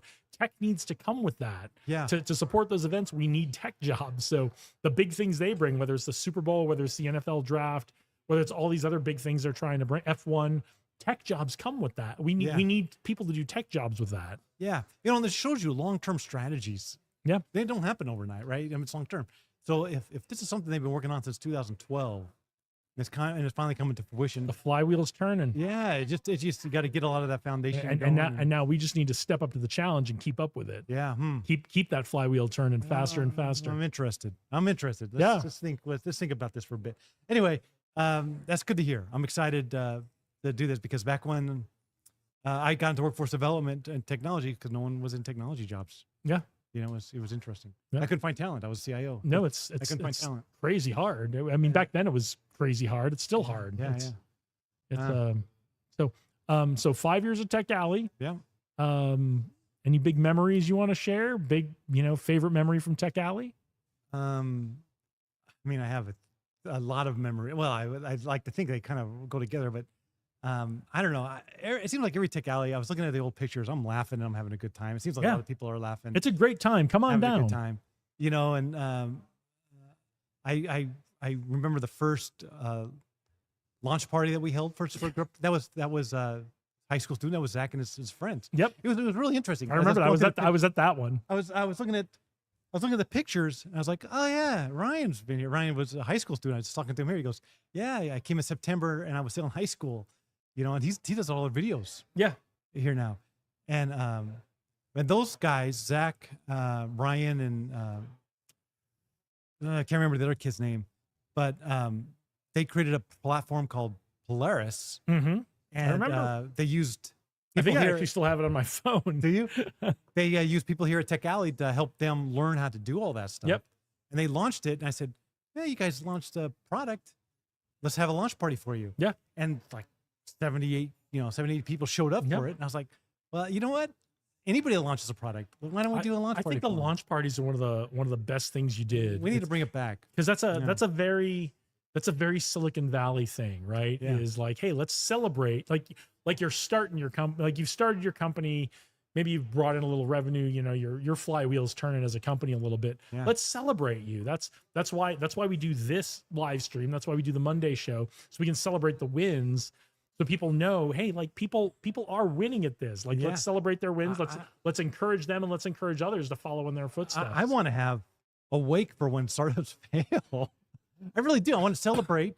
I do think that's important. The giving up on an idea and I find it very brave and for those founders that can say this isn't working. I'm trying something different. This is The Walking Dead, and it's not going anywhere. Yeah, and it's hard to give that stuff up. We're getting eclipsed by other technology. It's hard to do. And I think a wake is a great idea for that. Not to publicize that they didn't succeed, but more from you guys tried. Yeah. You guys did a great job trying. Get right back into it. Let's talk about your next idea. Heck yeah. Let's get you back in with something else. Because what happens when a startup dies now? You just stop hearing Nothing. about I mean, we just stop hearing about it. Most of us don't even know, right? Yeah. We run into someone somewhere and go, hey, how's that company going? I've been doing that for a year. I've been working another job for a year. And my thought process is, all right, well, hopefully they're just sort of shelving it for a while and it'll launch later. But let's keep them engaged. It's because losing is, I mean, you might want to call it losing, but let's just say call it losing. It's just another stepping stone into their next adventure. Well, and we talked about Brad Feld and startup communities. That's one of the key lessons from his work is when an entrepreneur doesn't succeed, when an entrepreneur has to shut down a company, what we really want to do as an ecosystem is say, okay, what's your next idea? That's right. Like get back up on that horse, right? Get back on that bike. Let's do it again. That's right. 100%. That's what they're good at. My wife used to get so frustrated with me because I'd always working and doing stuff. And I was a CIO. Hell, I was working probably 12 hours a day. Oh, easily. And she'd always be like, you work too much. And I said, you know what? I could be working at a food line at McDonald's and I'd be going, what would really solve all the problems here? Yeah.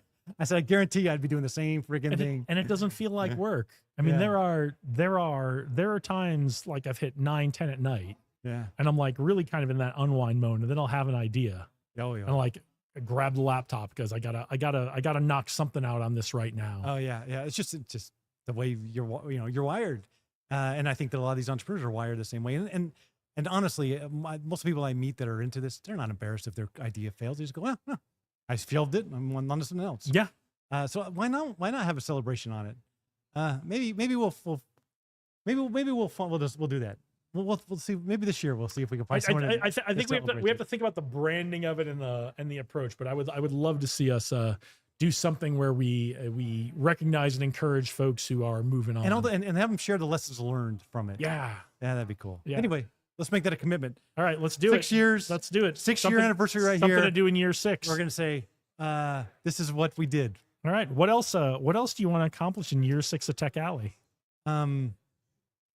Well, I really, and I know I said I was going to look back at our past year and see what I promised that I'd like to see this year and see what we accomplished. But I know we're still moving in that direction. We want to become an association, much more than just an event, but a way to really continue connecting people to resources and opportunities throughout the month. I really like what Henderson's doing. I think they're doing great stuff. They have the Tech Alley Henderson, but then they have the new Henderson Innovation Hub that they put together. No, they're doing great stuff. Kurt's, I'm glad that we're partnering with Kurt on a lot of things. I want to see other big partnerships like that as well. And then, like I said, become something much more than just a one event. I want it to be a place that everybody's connecting and talking, doing things, outside of it. Tech Alley as the event is where everybody gets together and shares all the stories. But outside of it, they're still generating connections, creating businesses, finding talent, and so on. Yeah, I love it. I love seeing the turnout. I do too. I love seeing every month. It seems like there's more and more people packed into this room, and more people, and new first timers, and old timers, and it just seems like the right mix. It never seems like too many people. It never seems like there's too many first timers or too many old timers. It all just when we get people to put their hands up, and you look around and you see all the faces you recognize, there's still plenty of first timers, and that's great. So did you have lunch? Did you get to eat? No, I almost never get to eat. Oh man. Because lunchtime is prime time to talk to people. You should have saw what the spread was. I saw people's plates. Because I think that's going to bring everybody back next month. Yeah. The burnout did themselves. No, they always do a great job. They always do a great job. I always talk it up and say, listen, if you're in Las Vegas and you don't know what you're doing for lunch, get yourself down here before about 1 o'clock and come down and meet the folks down here. Just make sure you register. So I dig it. Well, hey man, Jason, thank you so much for 5 years of really helping promote this. Thank you for letting us do this and be part of it and tell some of the stories. And I will remind everybody, like we talked about, if you can't make it down here or you're not in Las Vegas, but the things we've been talking about, the talks, the sessions that are going on, these sound interesting to you. All of them are getting recorded. They're all going up on the Tech Alley YouTube channel. So if you're seeing this on the Tech Alley YouTube channel, you already know where to find it. That's right. If you're seeing this on the LaDuca Leadership and Media channel, look for the Tech Alley channel.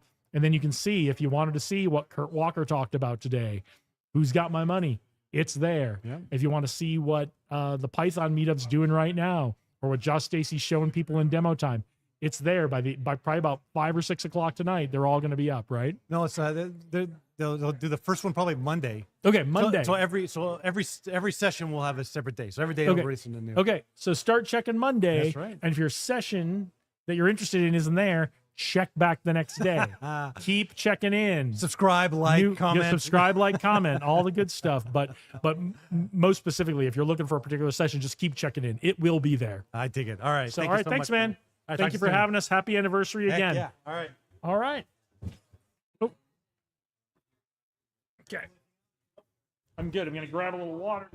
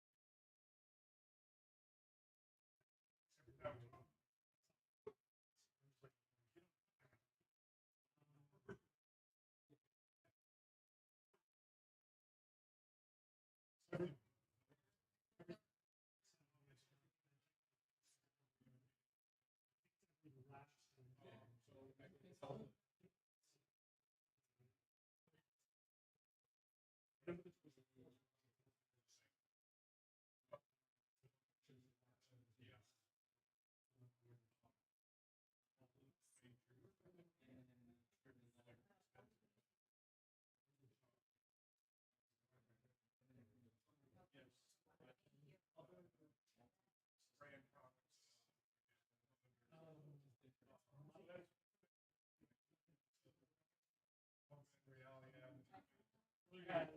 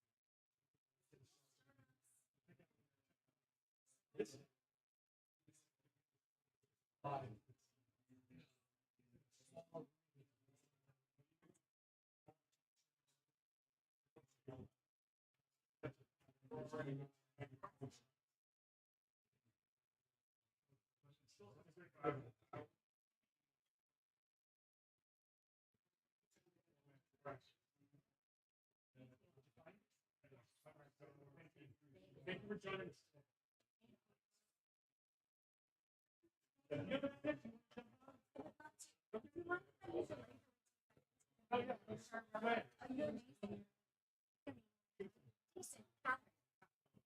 Yeah, we'll sit down and talk.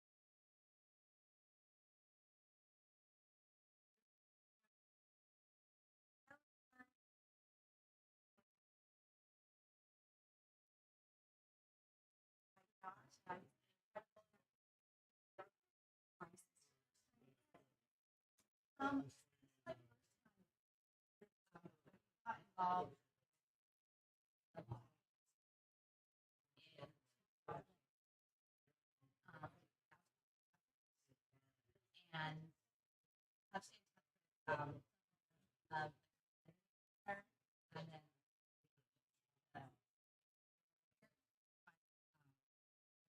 out and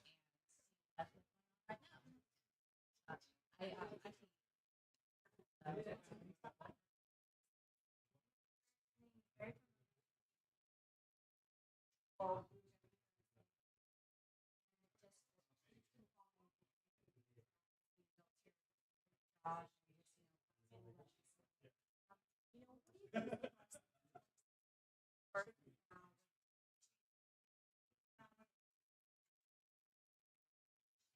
now. I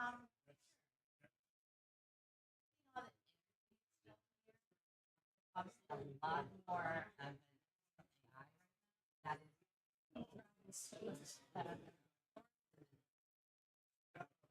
scary sometimes and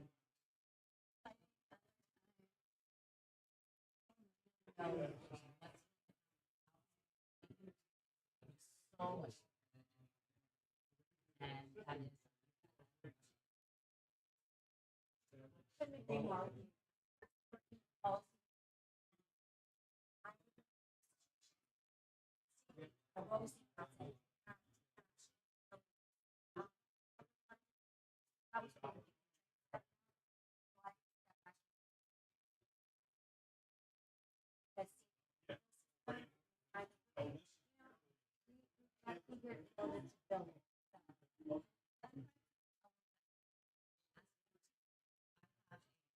Website email hosting company.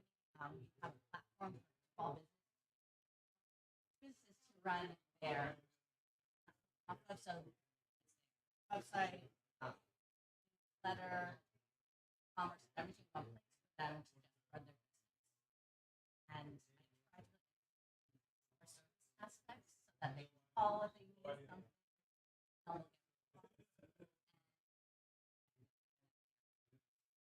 I love that. As well as like kind of also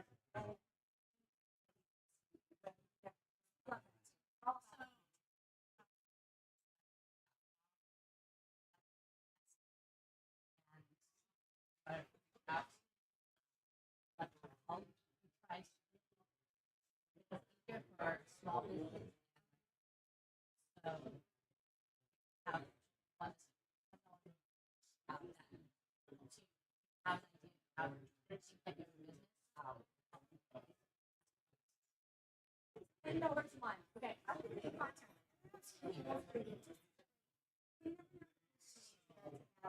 Thank you, Josh.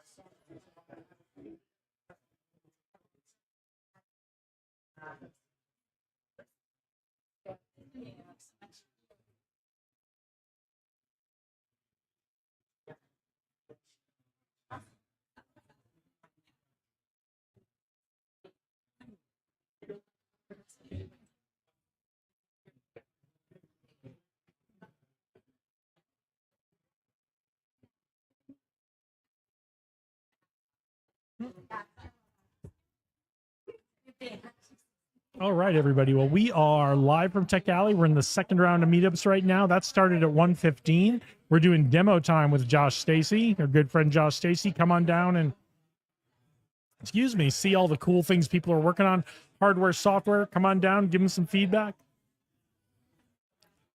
I just drank a bunch of water. So I am so bad at this.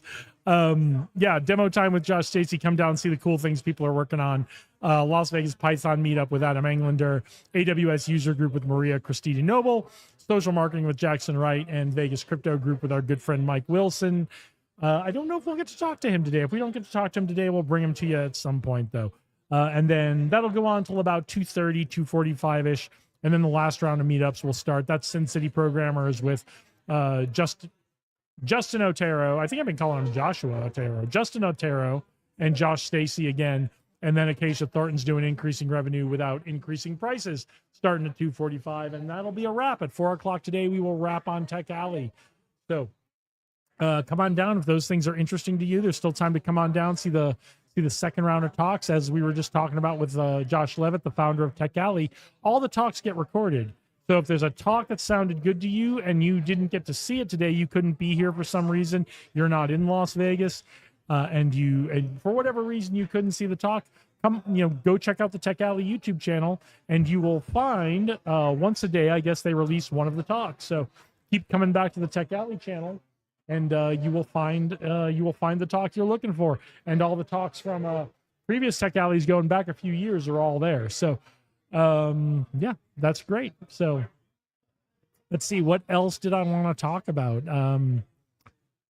So Tech Alley, we are at 3rd Street Vegas in downtown Las Vegas. It's the corner of 3rd Street and Gas Avenue. It's a beautiful creative performing arts space.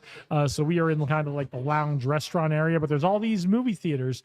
This used to be an old movie theater. There's all these theaters here that are getting transformed into performing art, different kinds of performing art spaces. So it's been really exciting to watch. And they are gracious enough to host us here for Tech Alley and let us use these performance spaces to do our Tech Alley talks. So, if you are in town and you're interested in crypto, if you're interested in drones or AI or programming or developing software, want to become a software engineer, if you're interested in entrepreneurship, come on down. We are here the 3rd Saturday of every month. If you are not in Vegas and this sounds interesting to you and you're coming to Vegas, try to plan your trip around the 3rd Saturday of every month. We've got a couple people today who are from Utah, and they're already talking about planning their trip to come back here next month. So we would love to have you. We'd love to have you come down and meet us and join us for Tech Alley, 3rd Saturday of every month in downtown Las Vegas. Looking, I thought I had. I think we have one more person who's going to join us. We'll just give her a chance to finish up our conversation there. So yeah, it's been a great day. We've had a lot of great conversations. This has been an action-packed live from Tech Alley. It's been an action-packed live from Tech Alley. Let's just leave it at that. But so many new faces here. Hey man, you want to jump on for a few minutes? Watch your foot. Yeah, you can plug in wherever you want. Any empty outlet is for you.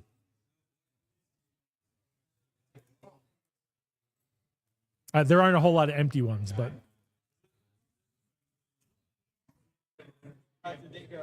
good. I've been talking since 11, which is the way I like it. So yeah, with a couple of quick breaks for water or to check the comments on the computer.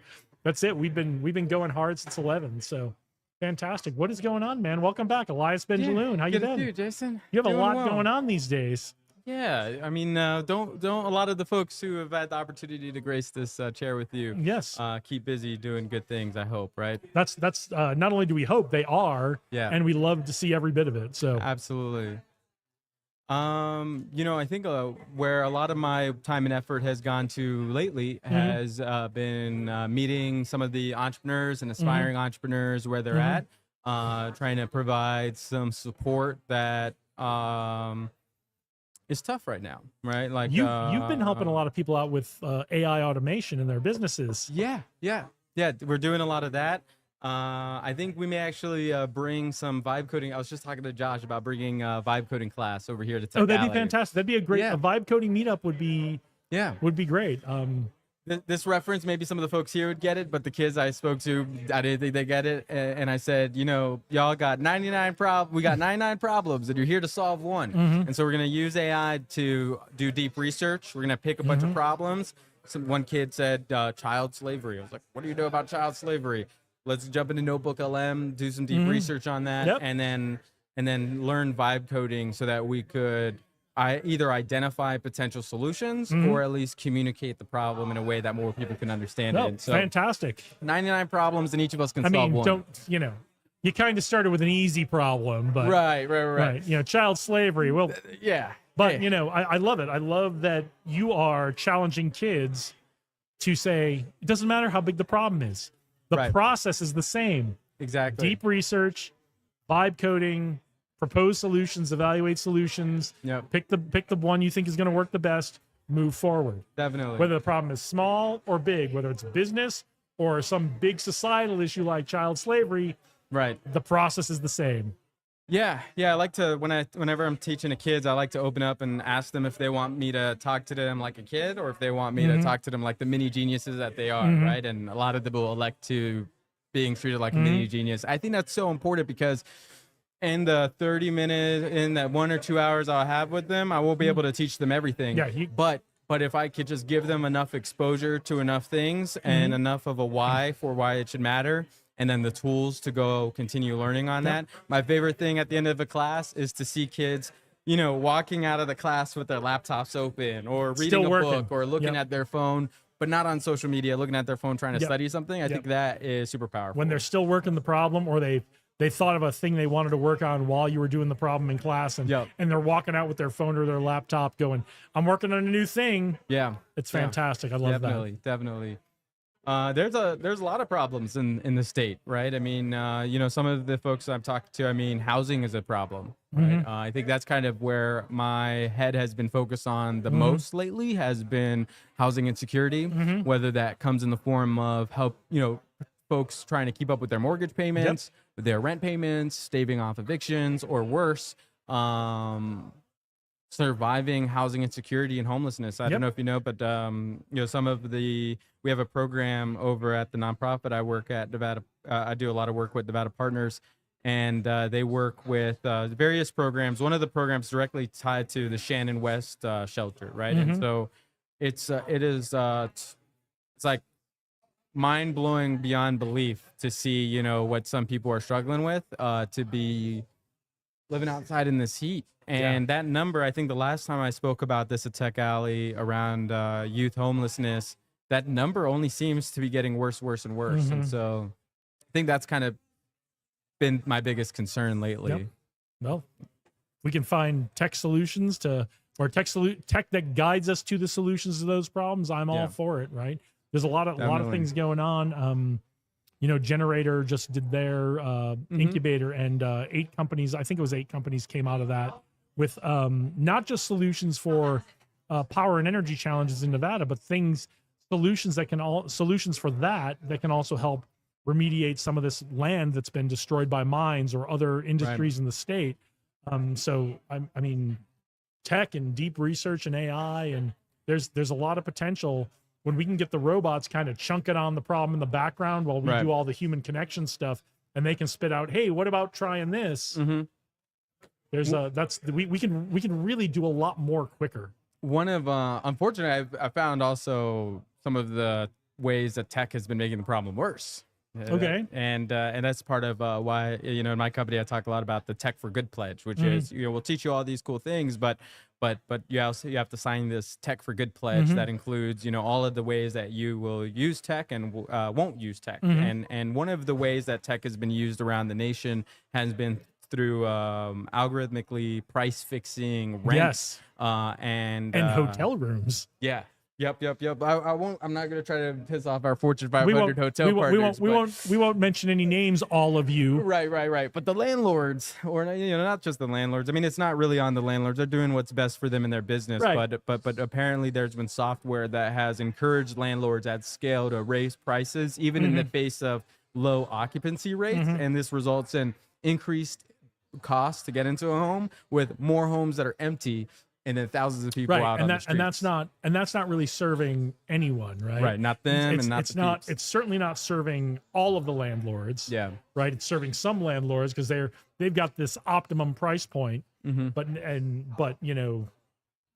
there haves and have-nots, right? Right. Landlords that are not involved don't have access to this software are the ones who are not filling their vacancies. So. Right. Yeah. It's a double-edged sword. I think there's some new court cases that came down in Nevada that's going to change it up a little bit. Yep. But that's on the negative side. And then on the solution side, one thing that I want to dig deeper into, and I may be able to get a guest who's going to be able to share a lot more insight on this in the next couple of days. And it will be on community land trusts and land trust as a mechanism to help reduce the cost of housing. Yeah.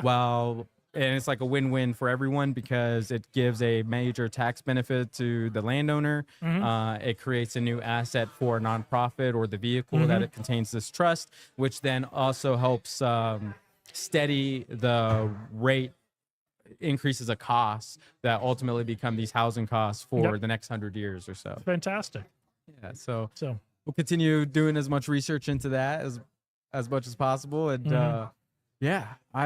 I'm glad to come to Tech Alley because it helps me remain optimistic, because sometimes it's digging into all the negatives and listening to the stories of the people who are most impacted by the problems. It's tough. Yeah.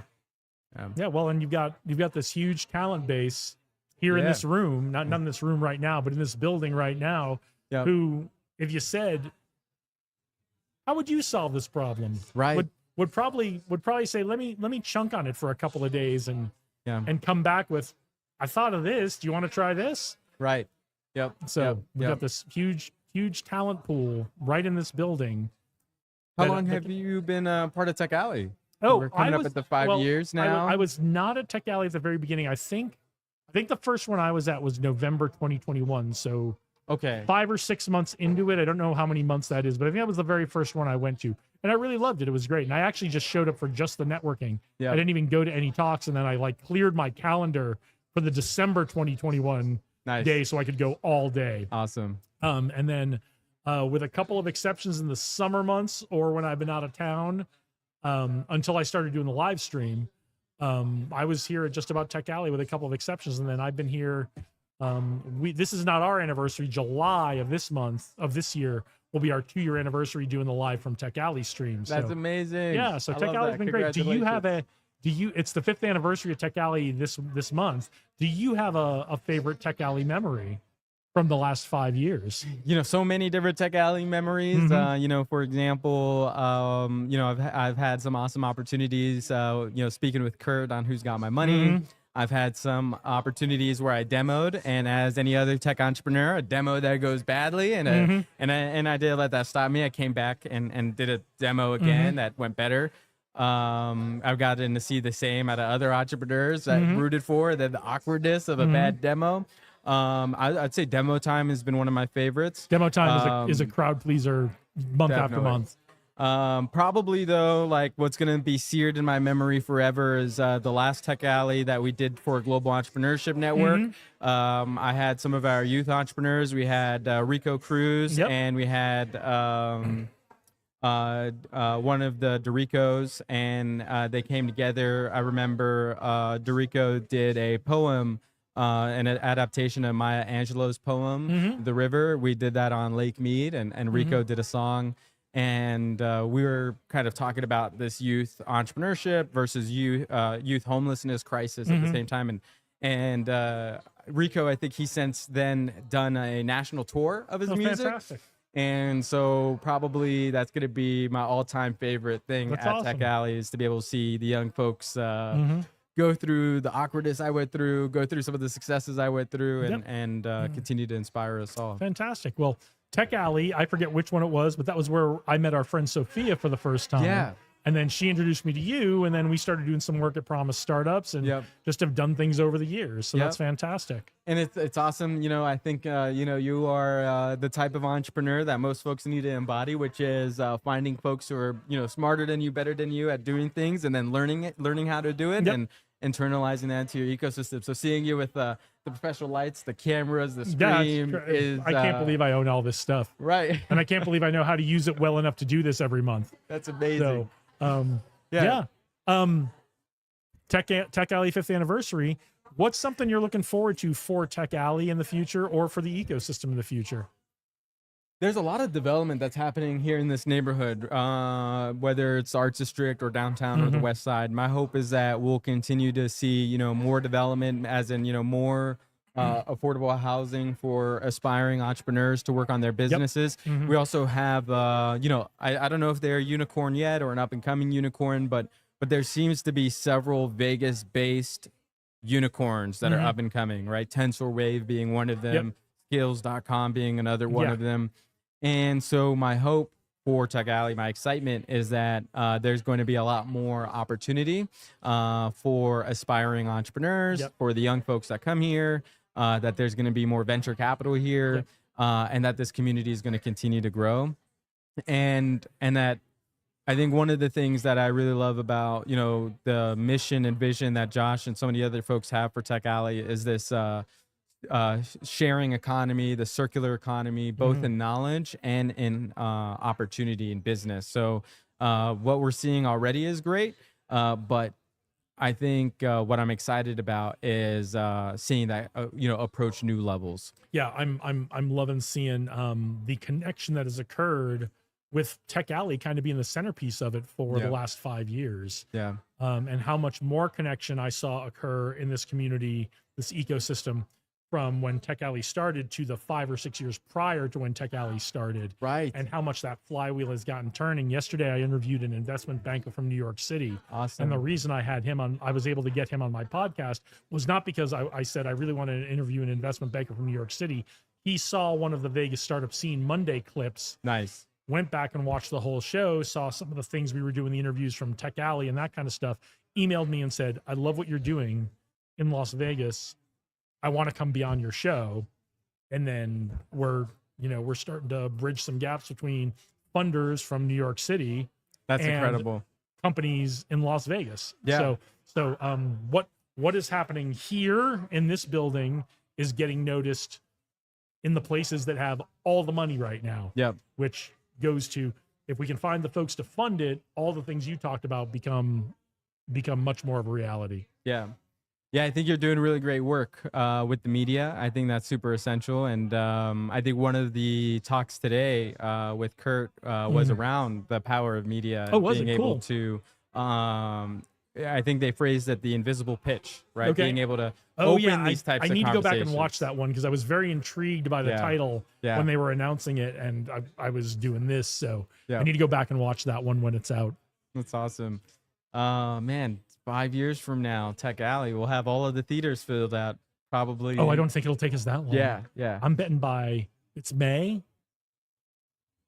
If Third Street lets us, I'm betting by December we've got all the theaters filled up. That's gonna be excellent.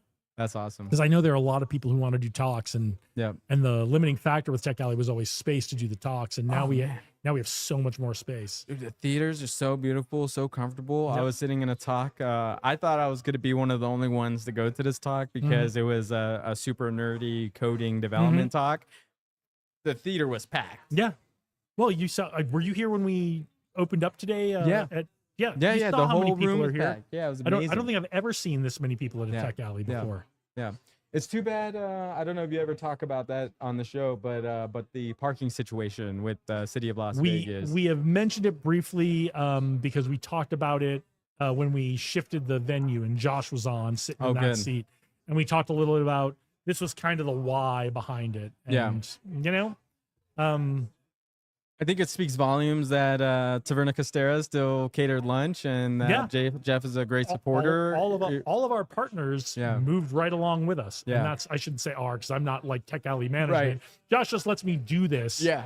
every month. But all of the partners moved right along to Yeah. the new location. Yeah. And there was no friction or heartburn whatsoever. And it really speaks to one, what a great job Josh and his team are doing with this, and two, how important everybody in the community thinks this is. And it's just so walkable. This community Yeah, it's really nice is down becoming here. more walkable. I got here super early. I was actually able to walk all the way to the Arts District. Yep. I came from the other side of downtown and stopped at Vesta Coffee. And probably after Yep. this, I'm going to go for a long walk. And It's a good it's day one for of my it. favorites. Good day for it. So, Yeah. all right. Anything else you want to leave us with? I'll leave you with one of the quotes from my favorite song. Just All work right. hard and be nice. Can't argue with that. Yeah. Yeah. Thank you so much, Jason. Work It's always hard, a be pleasure nice. to Join see us you. at Tech Alley next month. Yep. Yep. So, Awesome. all right. Thanks, Alrighty, Elias. Till next time. All right. I'm going to grab a little more water and I'll be right back.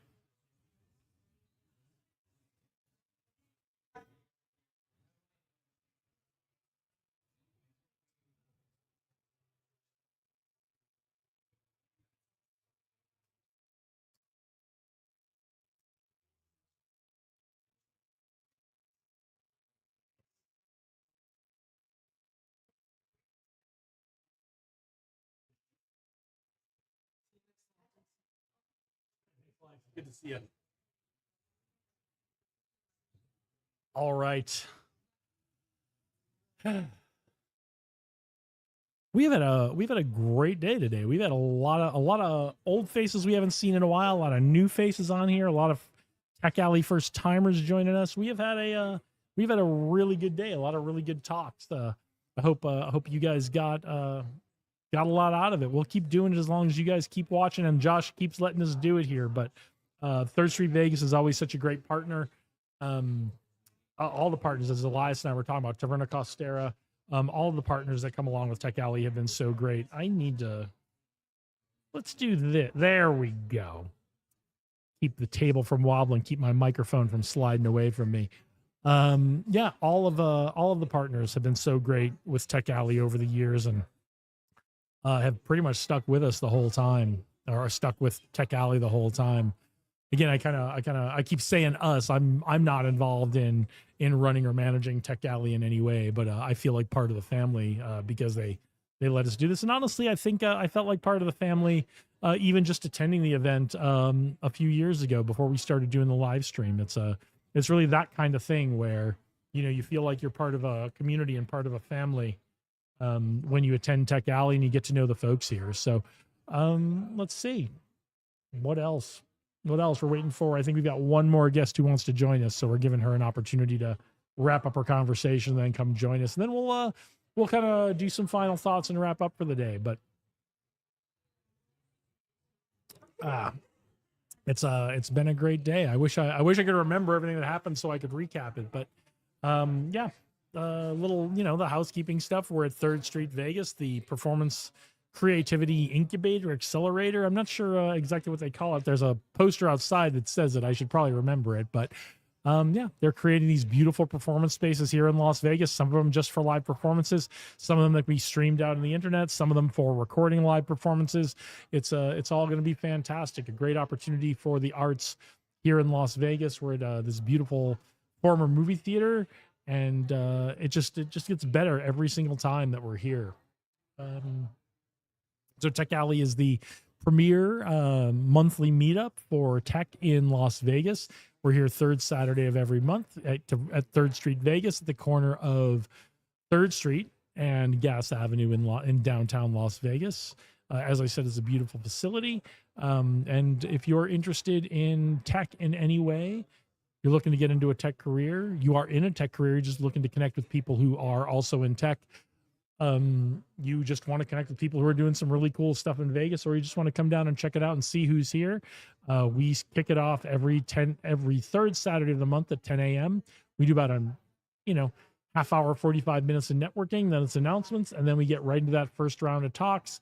And that first round of talks can be anything from Kurt Walker's Who's Got My Money to James Roop's Crypto and Blockchain Meetup. I could just pick up my phone and look and see what the first round of meetups was today, which I will do for you because I think that will be more helpful. Let's see, what else have we got here? Innovation Essentials with UNLV's Rachel Gomez, the Las Vegas AI meetup with Timothy May. That was in our first block this morning. We talked about blockchain self-custody, and Caleb Green, Startup Attorney, sits right over there and answers people's questions about legal questions about startups. Then every time we do Tech Alley at about 12:15, we do lunch and more networking. So lunch is provided by Taverna Costera. So if you come on down to Tech Alley and you register, you can get a free lunch from Taverna Costera. If you're looking for something to do on the 3rd Saturday of the month, looking for something to do for lunch, come on down and join us at Tech Alley. And then right now we're in the 2nd round of talks for a little bit more. Currently, we're doing demo time with Josh Stacy. So if you want to see what cool projects people are working on, and whether it's hardware, software, AI, whatever it is, people come, they show up, they demo their stuff in front of the group and get feedback from people. The Adam Englander hosts the Las Vegas Python meetups. So you're interested in coding in Python, doing Python projects, getting to know people who are working on those kinds of projects, come on down and see that meetup.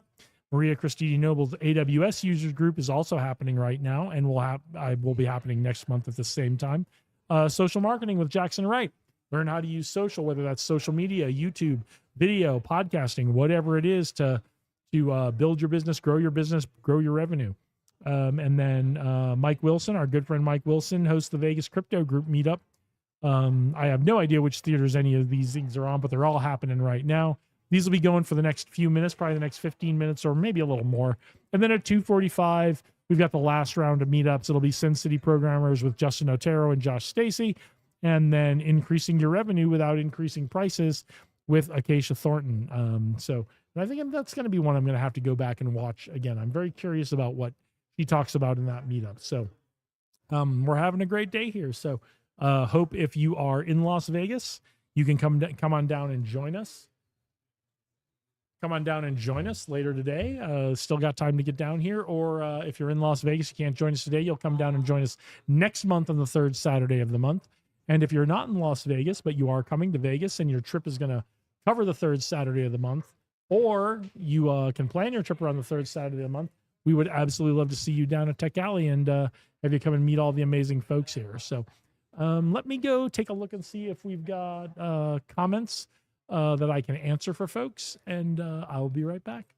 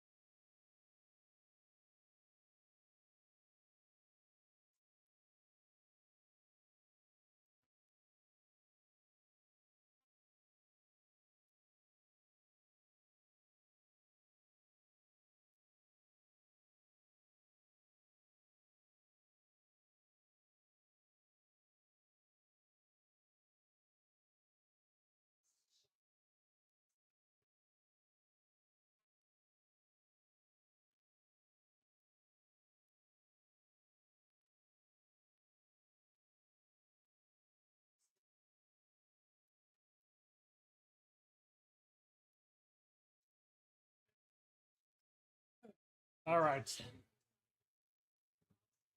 We're gonna give our guest a couple of more minutes, and if we need to pack up, we'll start packing up. But let me just take a look at what's going on here.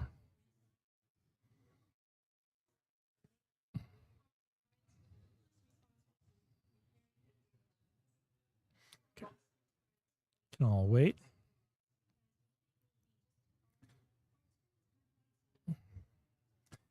All right. Yeah, that can all wait. Yeah. All right. Okay, we've got our guest coming.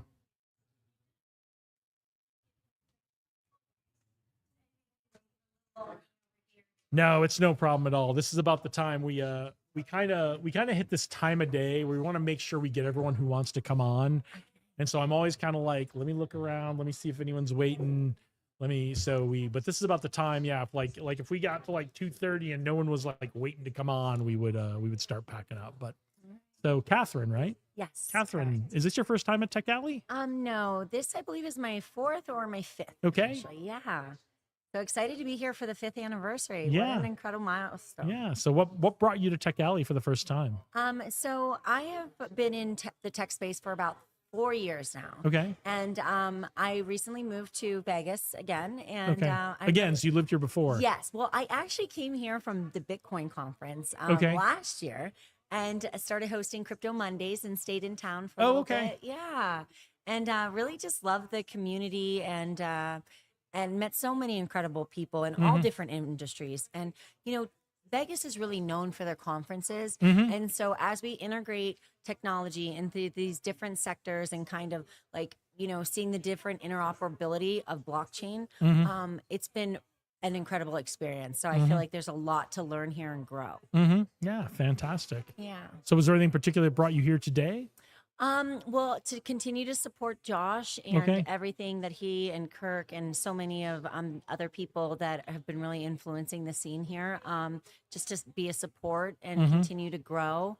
I don't think one thing in particular, there's so many incredible sessions that take place here and just incredible individuals that keep really expanding my mindset and where I'm personally going and growing with different teams and partnerships. I believe that anywhere we want to go in life, we're always stronger together. Absolutely, yeah. So what are you working on when you're not here at Tech Alley? So I have been finding treasure across the country. Okay. And that's and that's inside of people, you know? So I've always worked on relationships, I think, throughout my life and different, I started in bodybuilding and then fashion industry, did some stuff on film sets, and then worked in nightlife and hospitality, did real estate, and was just like, well, what do I really love to do, and it was building community. And then I realized that with community and this blockchain technology and using DAOs, that we can truly create impact through those opportunities. So now I'm really working on an IP fund. So yeah, I realize that artists and sometimes collaborators, they don't necessarily know how to maybe, keep their IP and monetize it properly.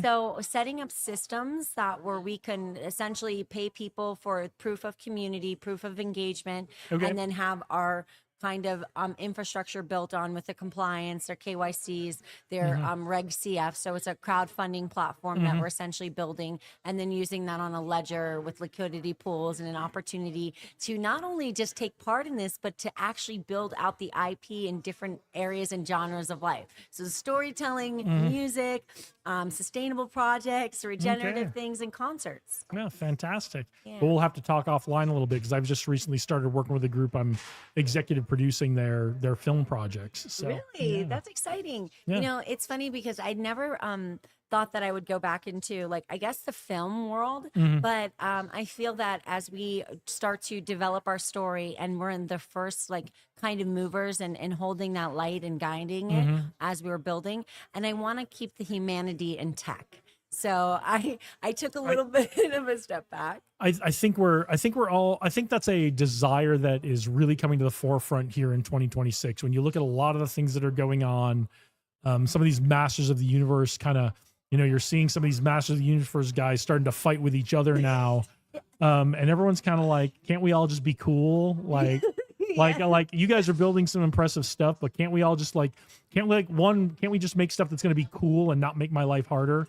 And two, can't we all just be cool with each other? So I think this is a kind of the rest of the world is coming up where you are of like, can't we all just be cool? Yeah, exactly. And it's been a difficult road. And so, I watched the first Social movie, and when we think about Facebook and, the lawyers in Harvard and how they just the situations that happen. So I'm taking kind of like what happened in different companies and these kind of lawsuits and these things that are happening. And I'm like, wait, if we built this and we had a share and we had equal equity in it, or if we bought into it, then we can kind of develop this IP together.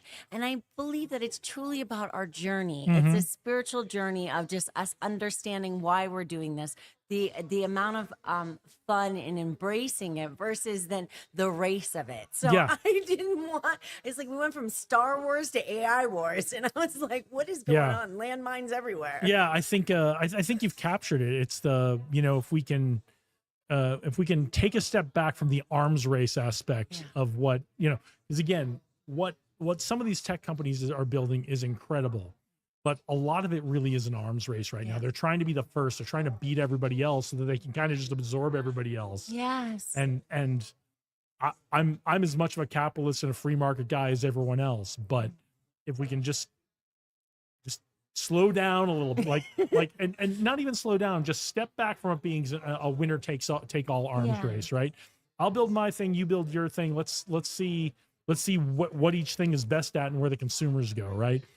Yeah, I love how you're saying that because, I've done Bitcoin conferences, I've done Rare Evo, I've been doing some Hedera conferences, and it's like, how dare you not use Hedera in certain enterprises? And then, and then Bitcoin, that was like literally the forefront of so much of this. This was the beginning, and everybody's like, you have your maxis, and I jokingly say this to the miners when I go to the miners conference. I said, but guys, they were building ordinals, and be a little nicer to the ordinals community because they're creating art and they're letting the world know about Bitcoin more. So it's really, it's creating this ecosystem of coming together, explaining it, and not getting like the whoopings back and forth and saying, I got to be on this side or that side. No. Well, and it's like my grandparents used to say is you have to be aware of how you're treating people on the way up, because at some point you're going to be on the way down, right? Yeah. And we're starting to see again with some of these Masters of the Universe guys, some of them are on the way back down now, or they look like they might be headed on the way back down, and people are going to remember how they were treated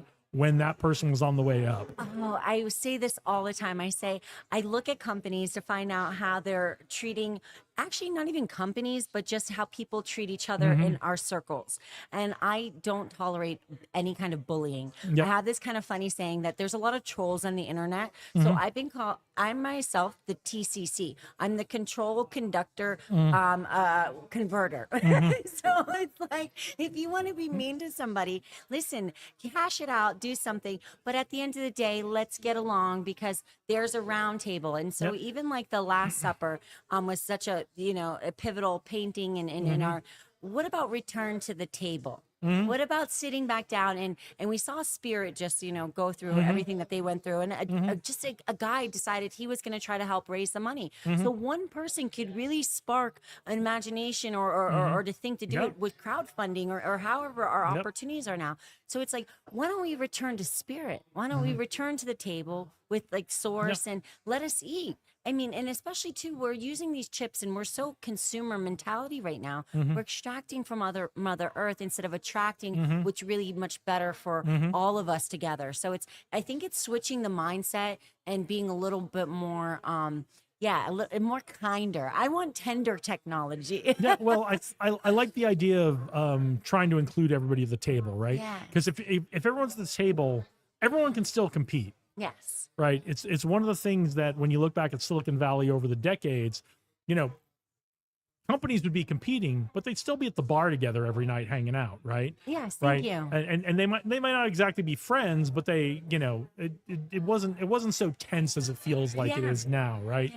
This winner take all mentality. And the big thing about trolls, and we'll probably get a bunch of comments on this now, but trolls don't compete.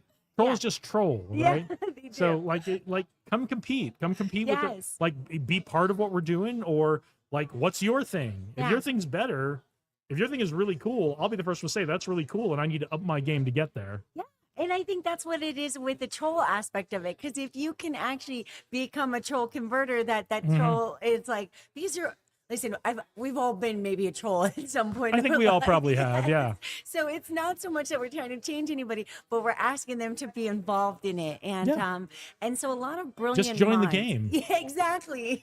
Just be part of like the superhero group. So, I'm Catalyst. So I say the A-list, which is the Avengers. Mhm. So, and then my MOU is Masters of the Universe. But the gentleman over there, he's like, don't use that. You can't be using that one. I'm like, okay, fine. Masters of understanding, that Mhm. we understand that we don't have all the answers figured out, but just like, I'm waiting for Elon to give me the keys to the Starship. I mean, we do have artwork on the moon with SpaceX Falcon 9. I was Mhm. one of the 222 Oh, artists. cool. That's awesome. Yeah. So we have an ordinals project on there with Mr. Musk, and really exciting. It was Space Blue and Bit Basel, and they selected 222 of us. And That's awesome. yeah, we're building out a multiverse, a metaverse aspect of it. Cool. Yeah, and so it's these kind of projects that remind you like the future of what we can do together when we dream. If you don't have big dreams, then big dreams don't come true. Right. Yeah. So- So, we have space projects, and then another one of my dear to my heart is imagine our oceans right now. They're crying out for us, our coral reefs. We have another project called Sea Sirens. We're using biomass right now, and we're creating sculptures. So not only are we part of like the arts and the cultural aspect of things, but now we're saving our coral reefs, and we're cleaning up our beaches, our oceans. So you're creating sculptures out of biomass. Yes. Oh, that's really cool. Yeah, thank you. And we're doing that on Solana. We do have like our beautiful necklaces we sell, and also we upcycle bikinis. Okay. And so then we do like fashion shows during swim week, and we'll have the models out there because at the end of the day, people always love to show up to fashion shows. And imagine you have all these developers just building. Oh yeah, no, swim week is, I mean, it seems like Miami has like 5 swim weeks a year, but like Vegas 2 or 3 years ago started doing a swim week. So Maybe we can ignite that. And then, because I'm really trying to not close the gap, but there's a massive gap with the women in tech. So if there's a way to maybe kind of start bringing in these women to understand what we're doing in different kinds of projects and kind of like tapping into a different area that maybe they've never really had thought of, whether it's even murals with QR codes. And instead of adopting a highway, you're now adopting a wall and a mural, and we're telling a story, and that's on the blockchain, giving back to our communities. Yep. So those are the kind of projects and the things that I love to do. Let's paint a Fantastic. story. that's fantastic. I Yeah, love that. thank you so All right. much. I appreciate it. Well, thank you for joining us today. Look in the camera. Tell everybody who you are and how they can reach you. So my name is Catherine Nowak. You can reach me on LinkedIn. It's KATHRYN, and then it's Nowak, NOWAK. Also, I am Cat Nowak on Instagram, and then Catalystic with a K _ETH on Twitter. And also, I'm going to be live at Tech Week coming up. And then also, we're going to be hosting Sundance and all these incredible opportunities. So just try to follow me on there. Website is going up because as I was developing, putting it all together, now it's like we said, we have to talk after camera because there was so many moving parts. But this is the exciting part: returning to the table, returning to spirit. No, I think that's I think getting as many people at the table to either compete or collaborate or cooperate or whatever. However, you're going to come to the table, we'd love to have you here. So Right. And then it's a fun competition because, we think about skies and stuff. I said, what if we did fun airdrops and then the airdrops in the sky by the time the flight ends, where you can do that and we can add to whatever community. I'm a big humanitarian, first and foremost. What's the difference in the impact that we leave on this planet when we leave it? So think about others, think about what we're creating, and then do it from that source. So all right. thank you so Thank you for much. joining us. Stick I around for a minute appreciate because it. I'm just going to sign off and then we'll talk talk for a bit. Amazing. Thank you. And thank you all for joining us today. I hope you had a good time watching our live stream. Again, we are at 3rd Street Vegas in downtown Las Vegas. This is the live from Tech Alley stream from the Tech Alley event in downtown Las Vegas. We're here every 3rd Saturday of the month. You can see us live on the live stream 3rd Saturday of the month. But if you are in Vegas or going to be in Vegas, come on down and join us at Tech Alley. We'd love to see you down here. I'd love to have you be part of the talks, part of the networking, all that good stuff. So I'm going to sign off with you for today. Go out there, do great things today. Onward and upward.